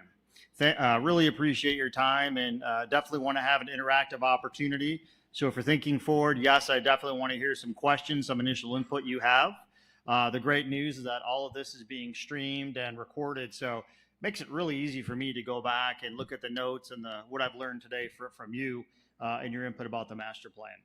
How many individuals in the room, by a show of hands, have heard of the master plan, that Sun City West is pursuing a master plan? That is outstanding. I love seeing that. I really do. So, because definitely part of what we're talking about today is awareness. We want to make sure that the master plan process is something that is here for the community. Staff was very careful to focus on building our future together, was a staff-driven motto and tagline and brand, very specifically to make sure that everyone knows that this master plan process, which is focusing on the vision for Sun City West over the next 10 years, is aligned and driven by the community. Yes, I'm a consultant and I facilitate processes like this and planning all over the country, and I'm delighted and privileged to be serving as your project manager. But ultimately, this is you, everyone in this room, and the community decision about where Sun City West is headed. And so we're delighted to kick off. The formal kickoff is this week. So if you've heard a little bit of before, that's great. But the formal kickoff is this week. We have a number of activities underway already for engagement. You may have already attended some of those or heard about some of those. As a matter of fact, on the screen right now happens to be one of our engagement tools, which is a website. You can either use the QR code with your camera or you can type in the web address. Again, it's just one example. We do many other things like pop-up events and club activities and really getting out in the community. And the engagement for helping plan the future, and when I talk about engagement, that's really getting your voices, is largely focused on the next several months till April. So now is the time to really help get involved, share your opinion, share your input about things you'd like to see in the future of Sun City West. It's true that I already have pages and pages and pages of information already, only given 2 days. I got to tell you, your community, no matter where we go, is honestly of the most engaged and interested in talking with us that I've ever seen in my 5 years of consulting. And I think some of that is exemplified by your survey responses, of the survey that was mentioned by Stephen. I want to say, again, I think Sabrina, Stephen, it was over 4,000 responses for your 50, over 5,000, responses. And guys, that's unheard of when we talk about surveys. And yes, we work very hard for our clients to make sure every voice and different opinions and is understood and is heard. But to get that amount of engagement, that is outstanding. By the way, all that data that was even referenced in the earlier presentation, like the survey, like the strategic plan, we bring all of that in. So we're not looking to reinvent anything. We want to learn from what's currently happening and move forward. Also want to recognize the board. I believe most, if not all, are here, and staff have been so instrumental in just helping connect us to the community and processes and working very hard to make sure that the efforts that we're doing are aligned with your needs. So what's happening in the master plan? Well, hey, it's kicking off this month. and we're hoping to wrap up. Not that we're not in any hurry whatsoever. I know I talk fast, sorry, but I'm originally from South Chicago, so you might hear that in my accent. I kind of get excited. Any other Chicago area people here? Curious? Can we say go Bears, or is that bad? We can. Nice. And go every other team, I got to say, for that matter. But anyway, we're going through generally September for planning. And I can understand that might seem like a long time, might seem like a short time, but that's pretty standard. We do planning as Barry done in similar active living communities, universities, park and recreation organizations, cities, all over the country. So in fact, the practice I serve, which I also happen to lead, has 25 full-time staff working 50 plus hours a week. And we love serving clients and communities just like you. But if I haven't said so already, I'm a 27-year practitioner in the field. So only 5 years into consulting, but really love serving communities just like yours. So anyway, going to September is when the planning process completes. We are doing many activities for you, largely engagement to make sure we understand both through in-person, online, virtual, a statistical survey, you name it, we're doing it. We've been charged with achieving the highest engagement numbers ever by your staff and by your board, and I hope that we do that, and I think that we will, and our team has a good track record in that regard. So hopefully we'll hear from those voices, but also we're looking at the data from usage trends. We're looking at globally from the standpoint of across the nation.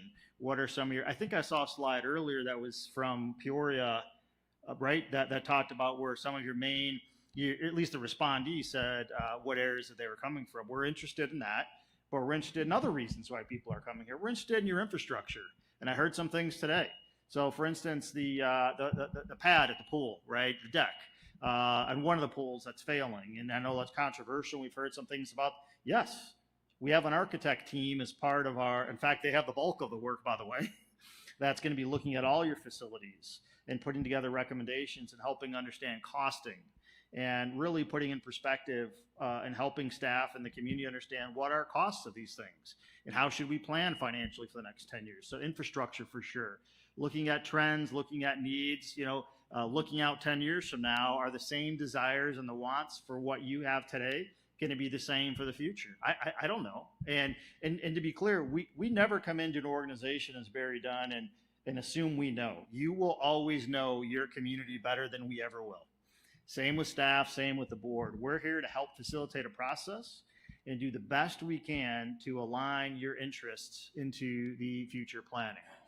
Those are some of the key highlights of the planning efforts. We're doing a lot more, and you can learn where the plan is, what's happening, also interact with engagement immediately, 24 hours a day, in fact, on the website if you so choose. By the way, on the website, you can view a map and see where conversations are happening of where your neighbors or community might have suggested improvements. You can look at comments and you can interact with those comments too, right on the website. But we're not just relying on it. As I said, we have all sorts of activities happening. But if you go to the Sun City West main website, by the way, you'll be able to track all the upcoming engagements and activities and kind of what's going on. But I don't just want to stand here and certainly lecture the entire time. I hopefully want to build some excitement. I want to thank you. I've never felt so welcome in any planning process. Yes, there's a lot of different opinions, and we heard that today, and a lot of excitement on things, but geez, everyone wants to talk with us. And by the way, there's 7 of us here right now. I'm just one of them, as far as consultants go, and there'll be other consultants coming later, like in February. But everyone wants to talk with us about all their passions. Some folks are teaching us how to do various things, and I keep forgetting Sabrina, but I was just taught for the first time in my life how to do lawn bowling. And I had no idea, but now Tracy, was so kind. She even let me participate in her game. And I thought, it was like I'm going to, ruin her points or her score, but she let me play. So anyway, examples like that and talking about just different interests and different ideas. You guys have been amazing, and I just hoping that it continues. Because again, we want to hear all sorts of opinions. So I would ask of you, please, especially as the attendees in the room today and the folks watching live or watching the recording later, one of the best things you could do to get involved is to get involved by giving your ideas, telling your friends also to give ideas in person. If you're ever unsure where to go, by the way, Sabrina, I think everyone knows her, is my main point of contact. That doesn't mean I don't talk to other staff like Steve, and I do, but Sabrina is my main point of contact. So if you have any concerns, ideas, needs, you can go right to Sabrina also to make sure that I get that information. So with that, what I'd like to do, unless Stephen, you want to say in your remarks, I wanted to make sure for the folks that came today, we have a mic opportunity, just like the last meeting. If you happen to be here, we have it recorded and live stream. I really want to get to your questions and converse with you. And even if you have ideas already that you just say, Jason, just so you know, you got to work on those stop signs, you know, and you know, I heard that. I'm only saying that for two reasons. One, I heard about stop signs in the last meeting. The other reason is half the time I'm walking near a stop sign in your community, someone's driving right through them, meaning not stopping at the stop sign. I just got to say, I'm from Chicago. I get it. I'm always on the alert from, is someone actually going to stop? And that's no criticism, but my point is that, yeah, I'm sharing, you know, your experiences from that example. So, and I know not grabbing a mic is for everyone, and you may not feel comfortable talking. That's okay. I will stay available when you leave the room later. There's a table there. I'll sit down to make sure if you'd like to sit down, talk with me, or if you'd rather provide written comments or go online, definitely we can do that too. But I was hoping some folks in the audience here would have the opportunity to have some comments and questions. Yes, please, sir. Well, have a drink. I just had one. I need to take a sip of water, clear my throat a little bit. Me too. My name is Tom Jones, and I'm one of the first members of the Automotive Restoration Club of Sun City West. That's ARC. Most of the people here know me. I've sold them raffle tickets over the years for our raffle car.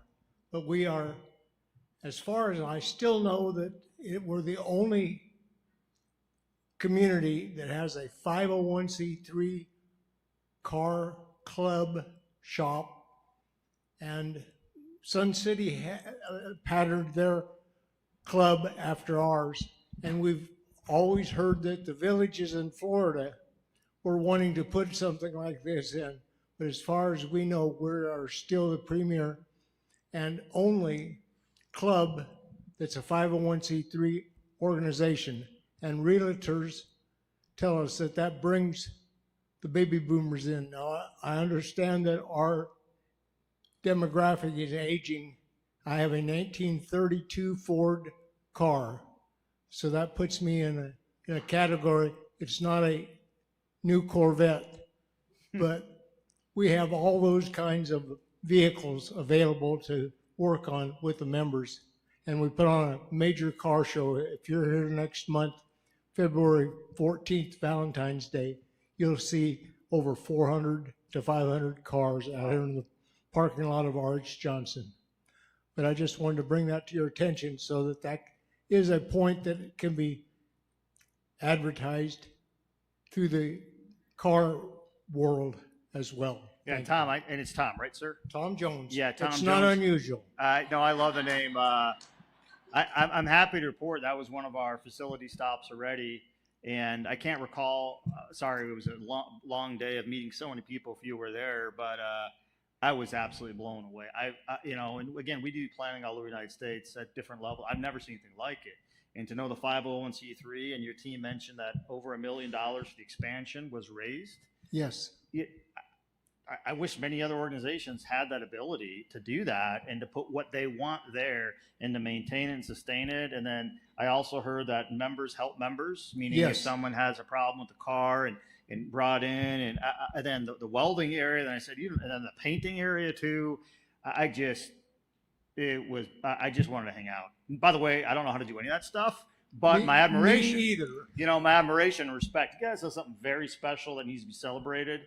Gotta tell you, I'm a fan. Very, very, very cool. So thank you for, and I love it because now we have that recorded and the data there, and we have many photos that I took, and I saw it was a restored Bronco, if I'm not mistaken, that was almost built from scratch. That was up yesterday, and I wanted it, frankly. Of course, The same I can't afford person it, but who did that one had a Scout, International Scout that he finished, and it turned out beautifully. Yeah, you guys are doing, it's the idea of the auto club and everything that's happening, but the concept of how you came together as a group and you're raising the funds and the capital and providing the staffing. And I know a lot of clubs do that too, so I'm not picking only on you, is remarkable.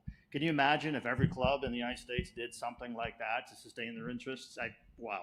So I'm going to be sharing your story at other planning efforts. I'm telling you, I am. All right, thank you. Well We done. have plenty of material that we can provide you, Yes, awesome. including raffle tickets. Is that raffle ticket for a car? For the Bronco? You already got the winner?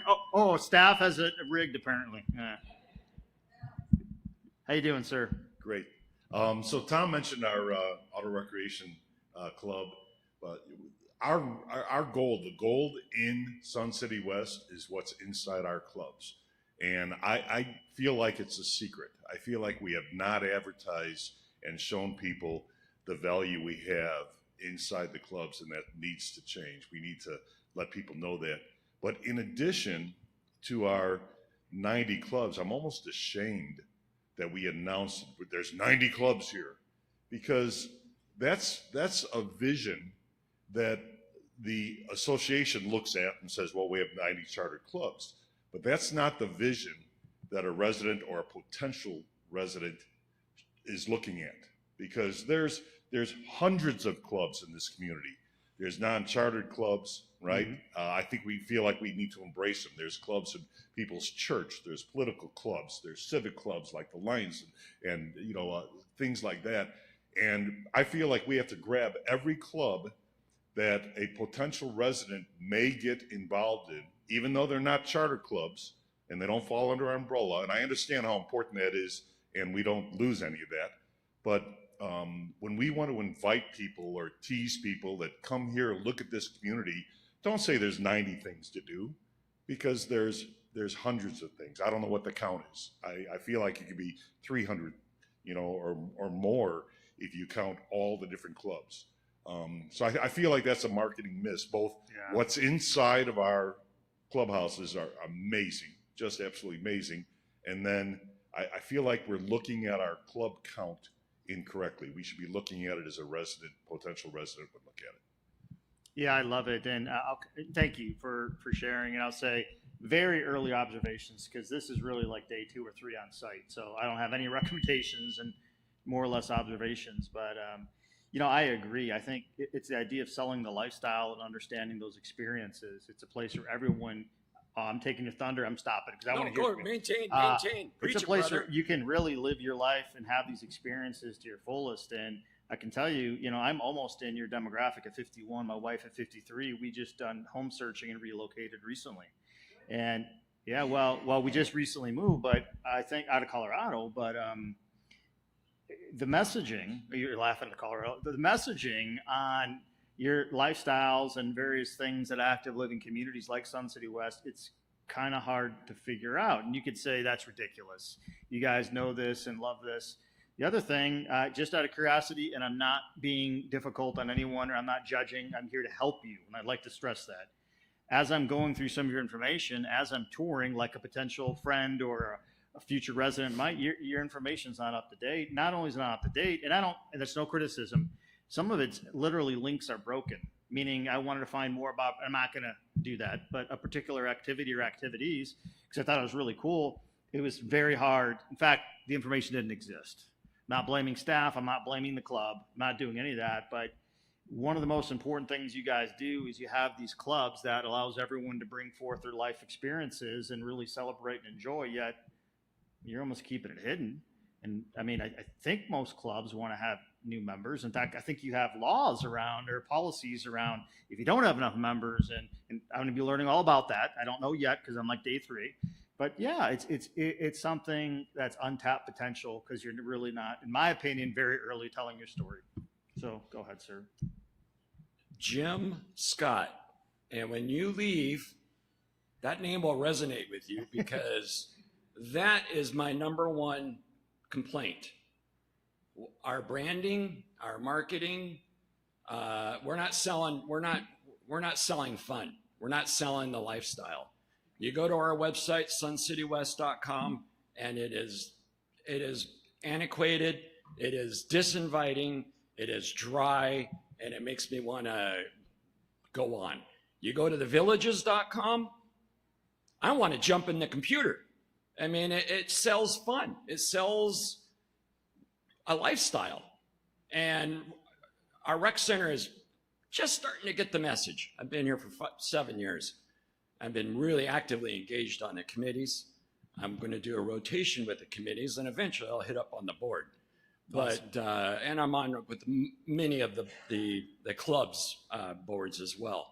But my number one complaint is we don't leverage this. You can't tell me what's going on in this community at 2 o'clock. I hear, oh, it's hard to get the all of those schedules and those calendars all together. That's terribly difficult and it's terribly expensive. Well, I created scwfun.com. It was originally suncitywest.fun.com, but I was told that's trademark, so I took that off. So scwfun.com, I got me a programmer in Morocco, took my own money, and I built a community website, and I entered all the club information up to the letter P. And yes, it is a little challenging, but a lot of the schedules are static. They're very Monday, Friday, 3 o'clock. Some of them are fluid, Boomers in particular. It's one of our number one clubs, very popular, a lot of events, but they schedule a year in advance. So it's really a one-time poll each year.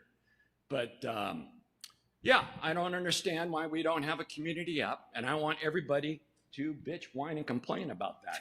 I want that to be the number one thing that comes out of this, that they come at us asking for $100 grand for a website, and there's no intent of having a community app for that. We need to rethink that because it's in dire need. Why we have some videos. We're just now starting to evolve with some videos, which is good. But why do we not have like an ambassador couple to go around visiting some of these clubs and some of the fun that is going on? Because we should be leveraging our videos and the app, and it's only going to increase the people wanting to go join clubs because they don't know what they don't know. I did Torch recently, and I was visiting where's Tom? The art building, and the lady was like, oh my gosh, I've been here 25 years. I never knew this was here. I mean, yeah. And so it's just, our community doesn't know what it doesn't know. And so we need to bring it to them through video, through an app, and show them the fun, the lifestyle. Yeah, no, thank you for that. And I think the best storytellers and are, communicating about your activities are the people in this room and the people living in this community showcasing those activities. By the way, that challenge isn't unique, as you might know from other businesses or clubs and things. We have a client at a very prestigious university in the United States, Ivy League client. I just don't want to name them, but we found out and we were doing their future for their wellness for their students, faculty, and staff. And their budget is larger than 7 states, to give you an idea. So they have a lot of funding. And what we discovered, we're looking at clubs, and that's why I'm bringing this up. And they said, oh, we have over 50 clubs. And I said, well, how many clubs do you have? Well, over 50. Okay, so we started doing our research, independent research, and we were there, of course, just like you guys, to help. We stopped counting after 20 different apps that they were using. So I'm not being critical, but I'm saying, how is anyone going to keep track? And they don't speak to each other because they're trademarked and they're not the same businesses and whatnot.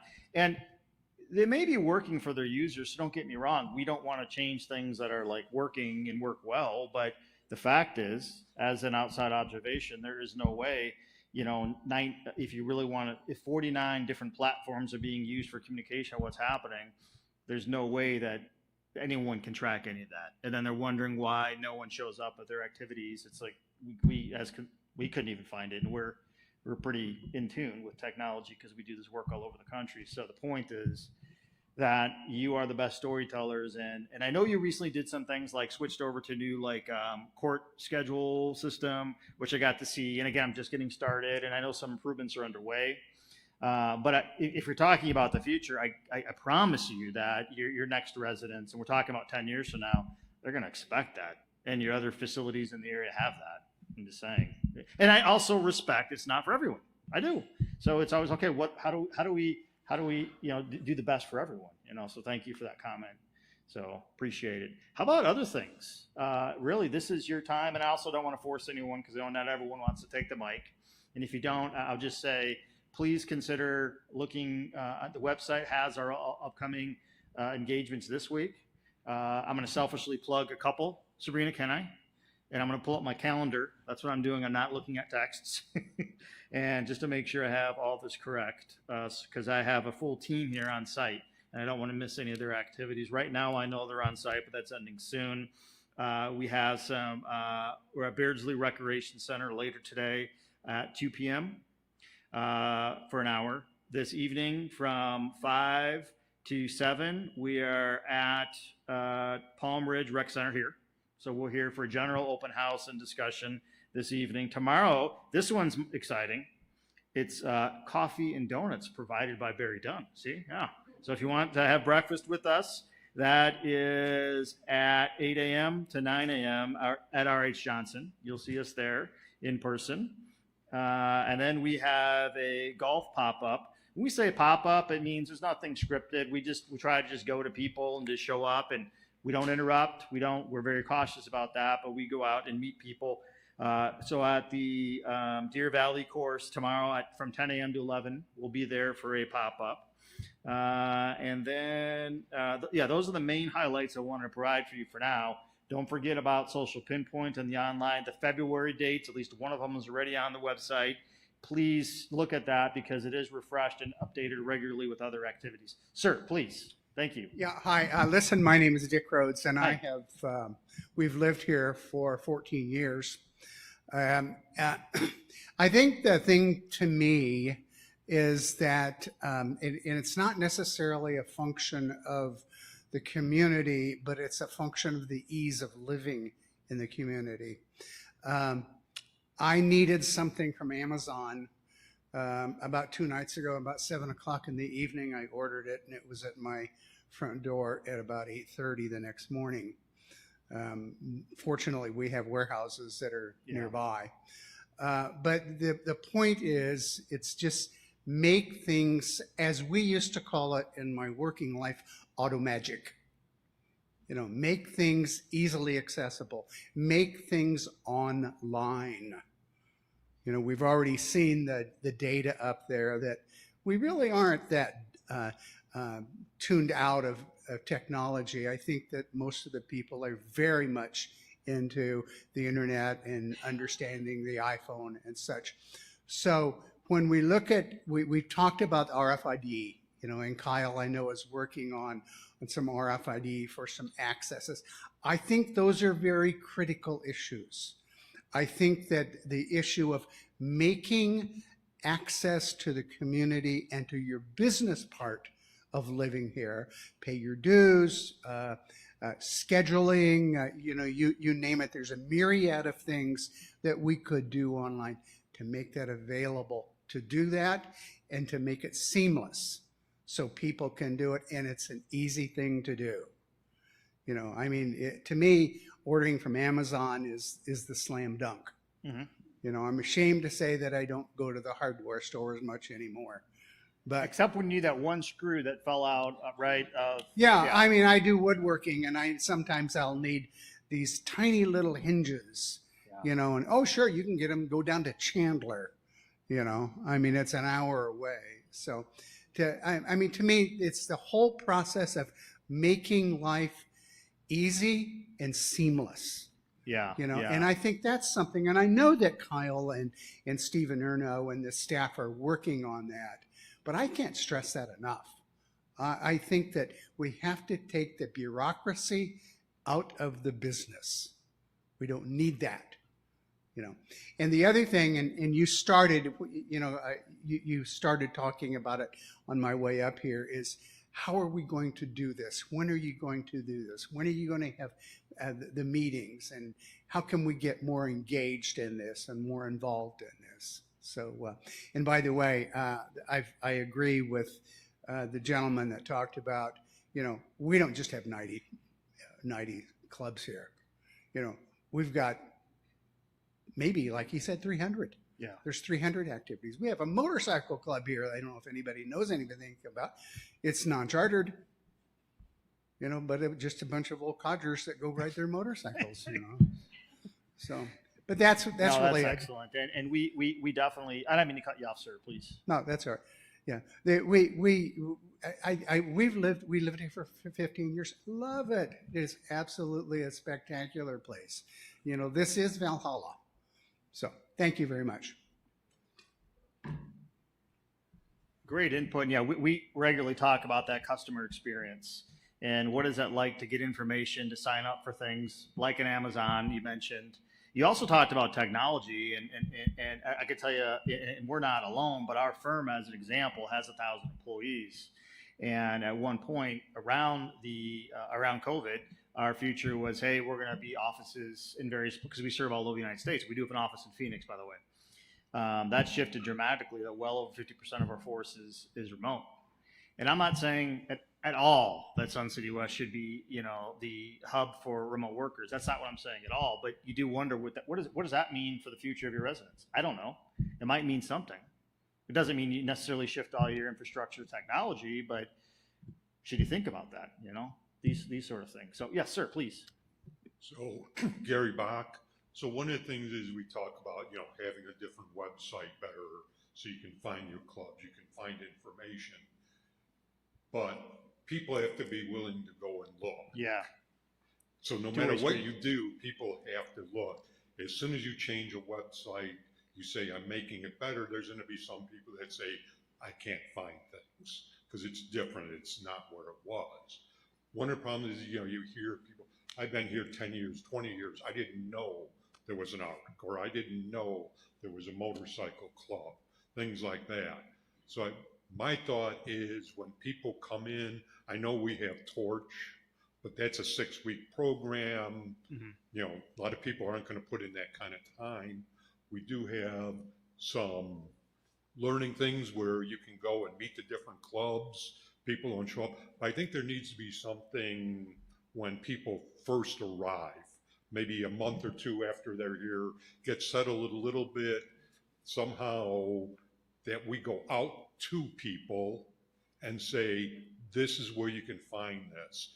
We talked about in the last session, people were like, oh, you need to do this because of group homes, or you need to do that, or we need to fix the streets, things like that.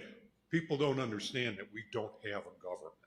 Mm-hmm. People don't understand that the county takes care of the streets, that the county takes care of the street lights. They don't understand that there's CC&Rs that are different for everybody. And I think we just need to get out to people early on to explain this stuff, because sometimes they won't be as upset. Yeah. And, start conversations about why don't they do this? Why don't they do that? And then they would know, I need a street light fixed. I have to go to the county, not to the rec center. Yeah. Thank you for that. And we've definitely, thank you. That's great input. And certainly we want to see that welcome experience and that communication experience. What does that currently look like? And you could say, oh, Sun City West already does all that. In fact, some people probably are thinking that, oh, we already do all that. Well, is it successful? Has it evolved? If you have orientations for new presidents of your clubs, are they, and they're required to attend, are they attending? And if they're not, is it their fault, or does the way the orientation is done need to evolve? I have no idea. I don't know yet. But I can tell you that we've definitely seen some of the best practices around what you're talking about for orientation on what are the most common things and the easiest way to get information to people, and we can help you with that. But I love what you said. I do. Sir. Terry Moots. I just would like to support your comment. I am not a long-term resident. I've been here not quite a year.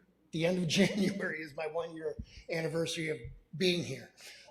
It's nice to be able to have the opportunities for the rec center tours. It's nice to have the opportunities to participate for free in a club to try all the clubs out.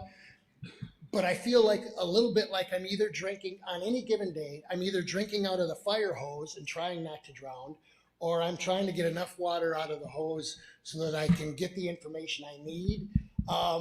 So yes, I know there are clubs. No, I haven't had time to explore all the clubs. Yes, I understand we're not governed like a city, but I don't know what that means. I'm going to make a 6-week commitment to do Torch this spring, but that's a 6-week commitment. And as a former school district superintendent, I wonder if some of that couldn't be condensed to a as needed or on time learning opportunity for new residents so that I could choose to utilize my time differently during the day and maybe get some of that information in the evening while I'm at home. But I really liked your statement about how can I, as a new resident, become involved in a way that's impactful and helpful, not just to myself, but to the community and the different organizations I may choose to participate in. So thank you for your statement. Yeah, thank you both for, and I definitely took away a theme of, reflecting on the communication, the awareness from clubs, from things. And one of the things that I always ask, and I don't necessarily need an answer right now, it's think of the things that are most important to you. Things that you're already aware of, whatever that is, your local grocery store, what have you. How do you best get information about that, when things are happening, or whatever you do in your lifestyles, how do you get the information? Sure, it'd be great to have that similar way of your everyday lifestyle. So I'd love to learn that. I'd love to learn that through the process and find out how we could be doing a better job and things like information. So thank you for that. I appreciate it. Are we okay on time, Sabrina? Oh, 5 minutes. I wanted a couple more hours. Go ahead, sir. I don't know if I'm the only one that does this. Maybe I'm the only one to such an extreme that does this. But if I get visitors from out of town, friends or family from out of town, what that means is that they're going to spend 2 or 3 hours with me in my golf cart, checking out the entire community. All right. When they first drive in, I don't know if they're impressed or not impressed. They're coming to visit me. By the time they leave, we knock their socks off. Right. By the time we take them through ARC or the metal club or the wood shop or the silversmith, it doesn't matter, the swimming pools, golf courses, we just blow their minds. So I think what I'm saying is that I shouldn't have to do that to completely impress somebody. And exactly how, I'm not sure, but somehow we have to figure out how a drive-through or a walk by can knock somebody's socks off, even if they don't see all the details. One of my thoughts is maybe to have an all-inclusive visiting center. We have one at Pora that's not very, it's kind of depressing. It would be nice to have a place that people can go during regular business hours, get their question answered, every flyer for every club, videos showing how much fun and activity and maybe what the assets that are part of the community, because I feel like my success rate is 1,000. Every single time I take somebody around, they leave and they say, this is really impressive.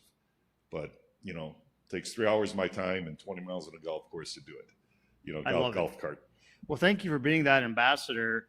One of the numbers I heard when we did a tour of other areas, active living communities, was a lot of other active living communities in the area, and certainly the ones heading northwest, they have new properties, new builds, new lots and things that they're selling and doing. You don't necessarily have that or a lot of that, but yet what you do have is an absolute record number of transactions happening a year when you compare to the other areas. You might say the newer facilities. Now I'm going to get the number wrong, but maybe Stephen can help me, or Sabrina. 1,100. I mean, guys, you have the secret sauce here, okay? And I'm guessing a lot of that is because of your stories of what you're doing, because other people are reinvesting. The question I have, and again, don't need an answer, is how does that stay your secret sauce for the next 10 years? If you don't use the golf course, I'm not a golfer. I've run golf and I love golf. I'm not a golfer.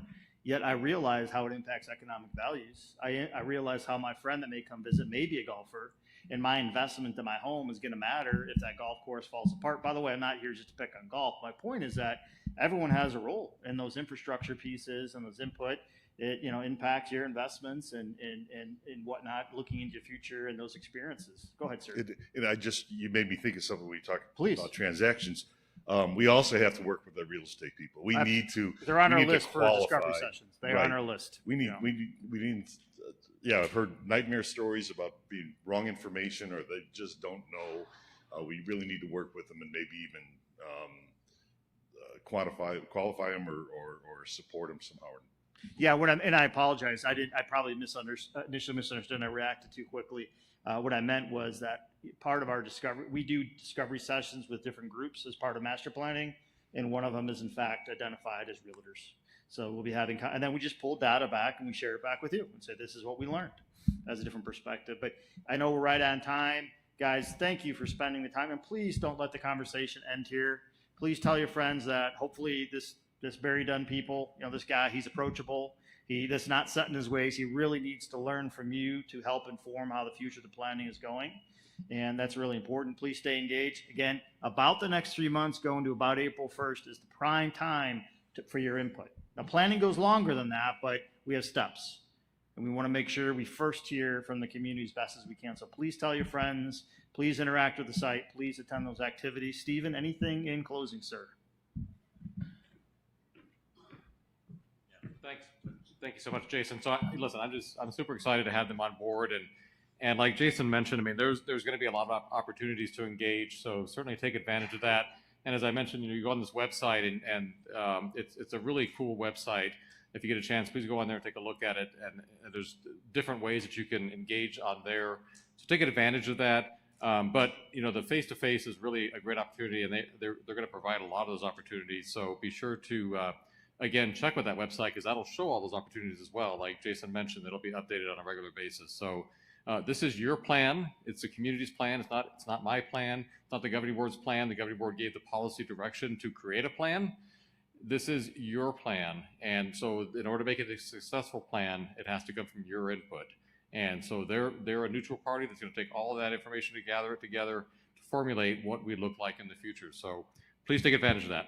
And with that, we are, as Sabrina mentioned, we're going to take a little bit of break again. And at noon, representatives from Maricopa Association of Governments, MAG, is going to come out and present, talking about the Loop 303 Grand Avenue and what that looks like. So hang around for that. So we'll see you then.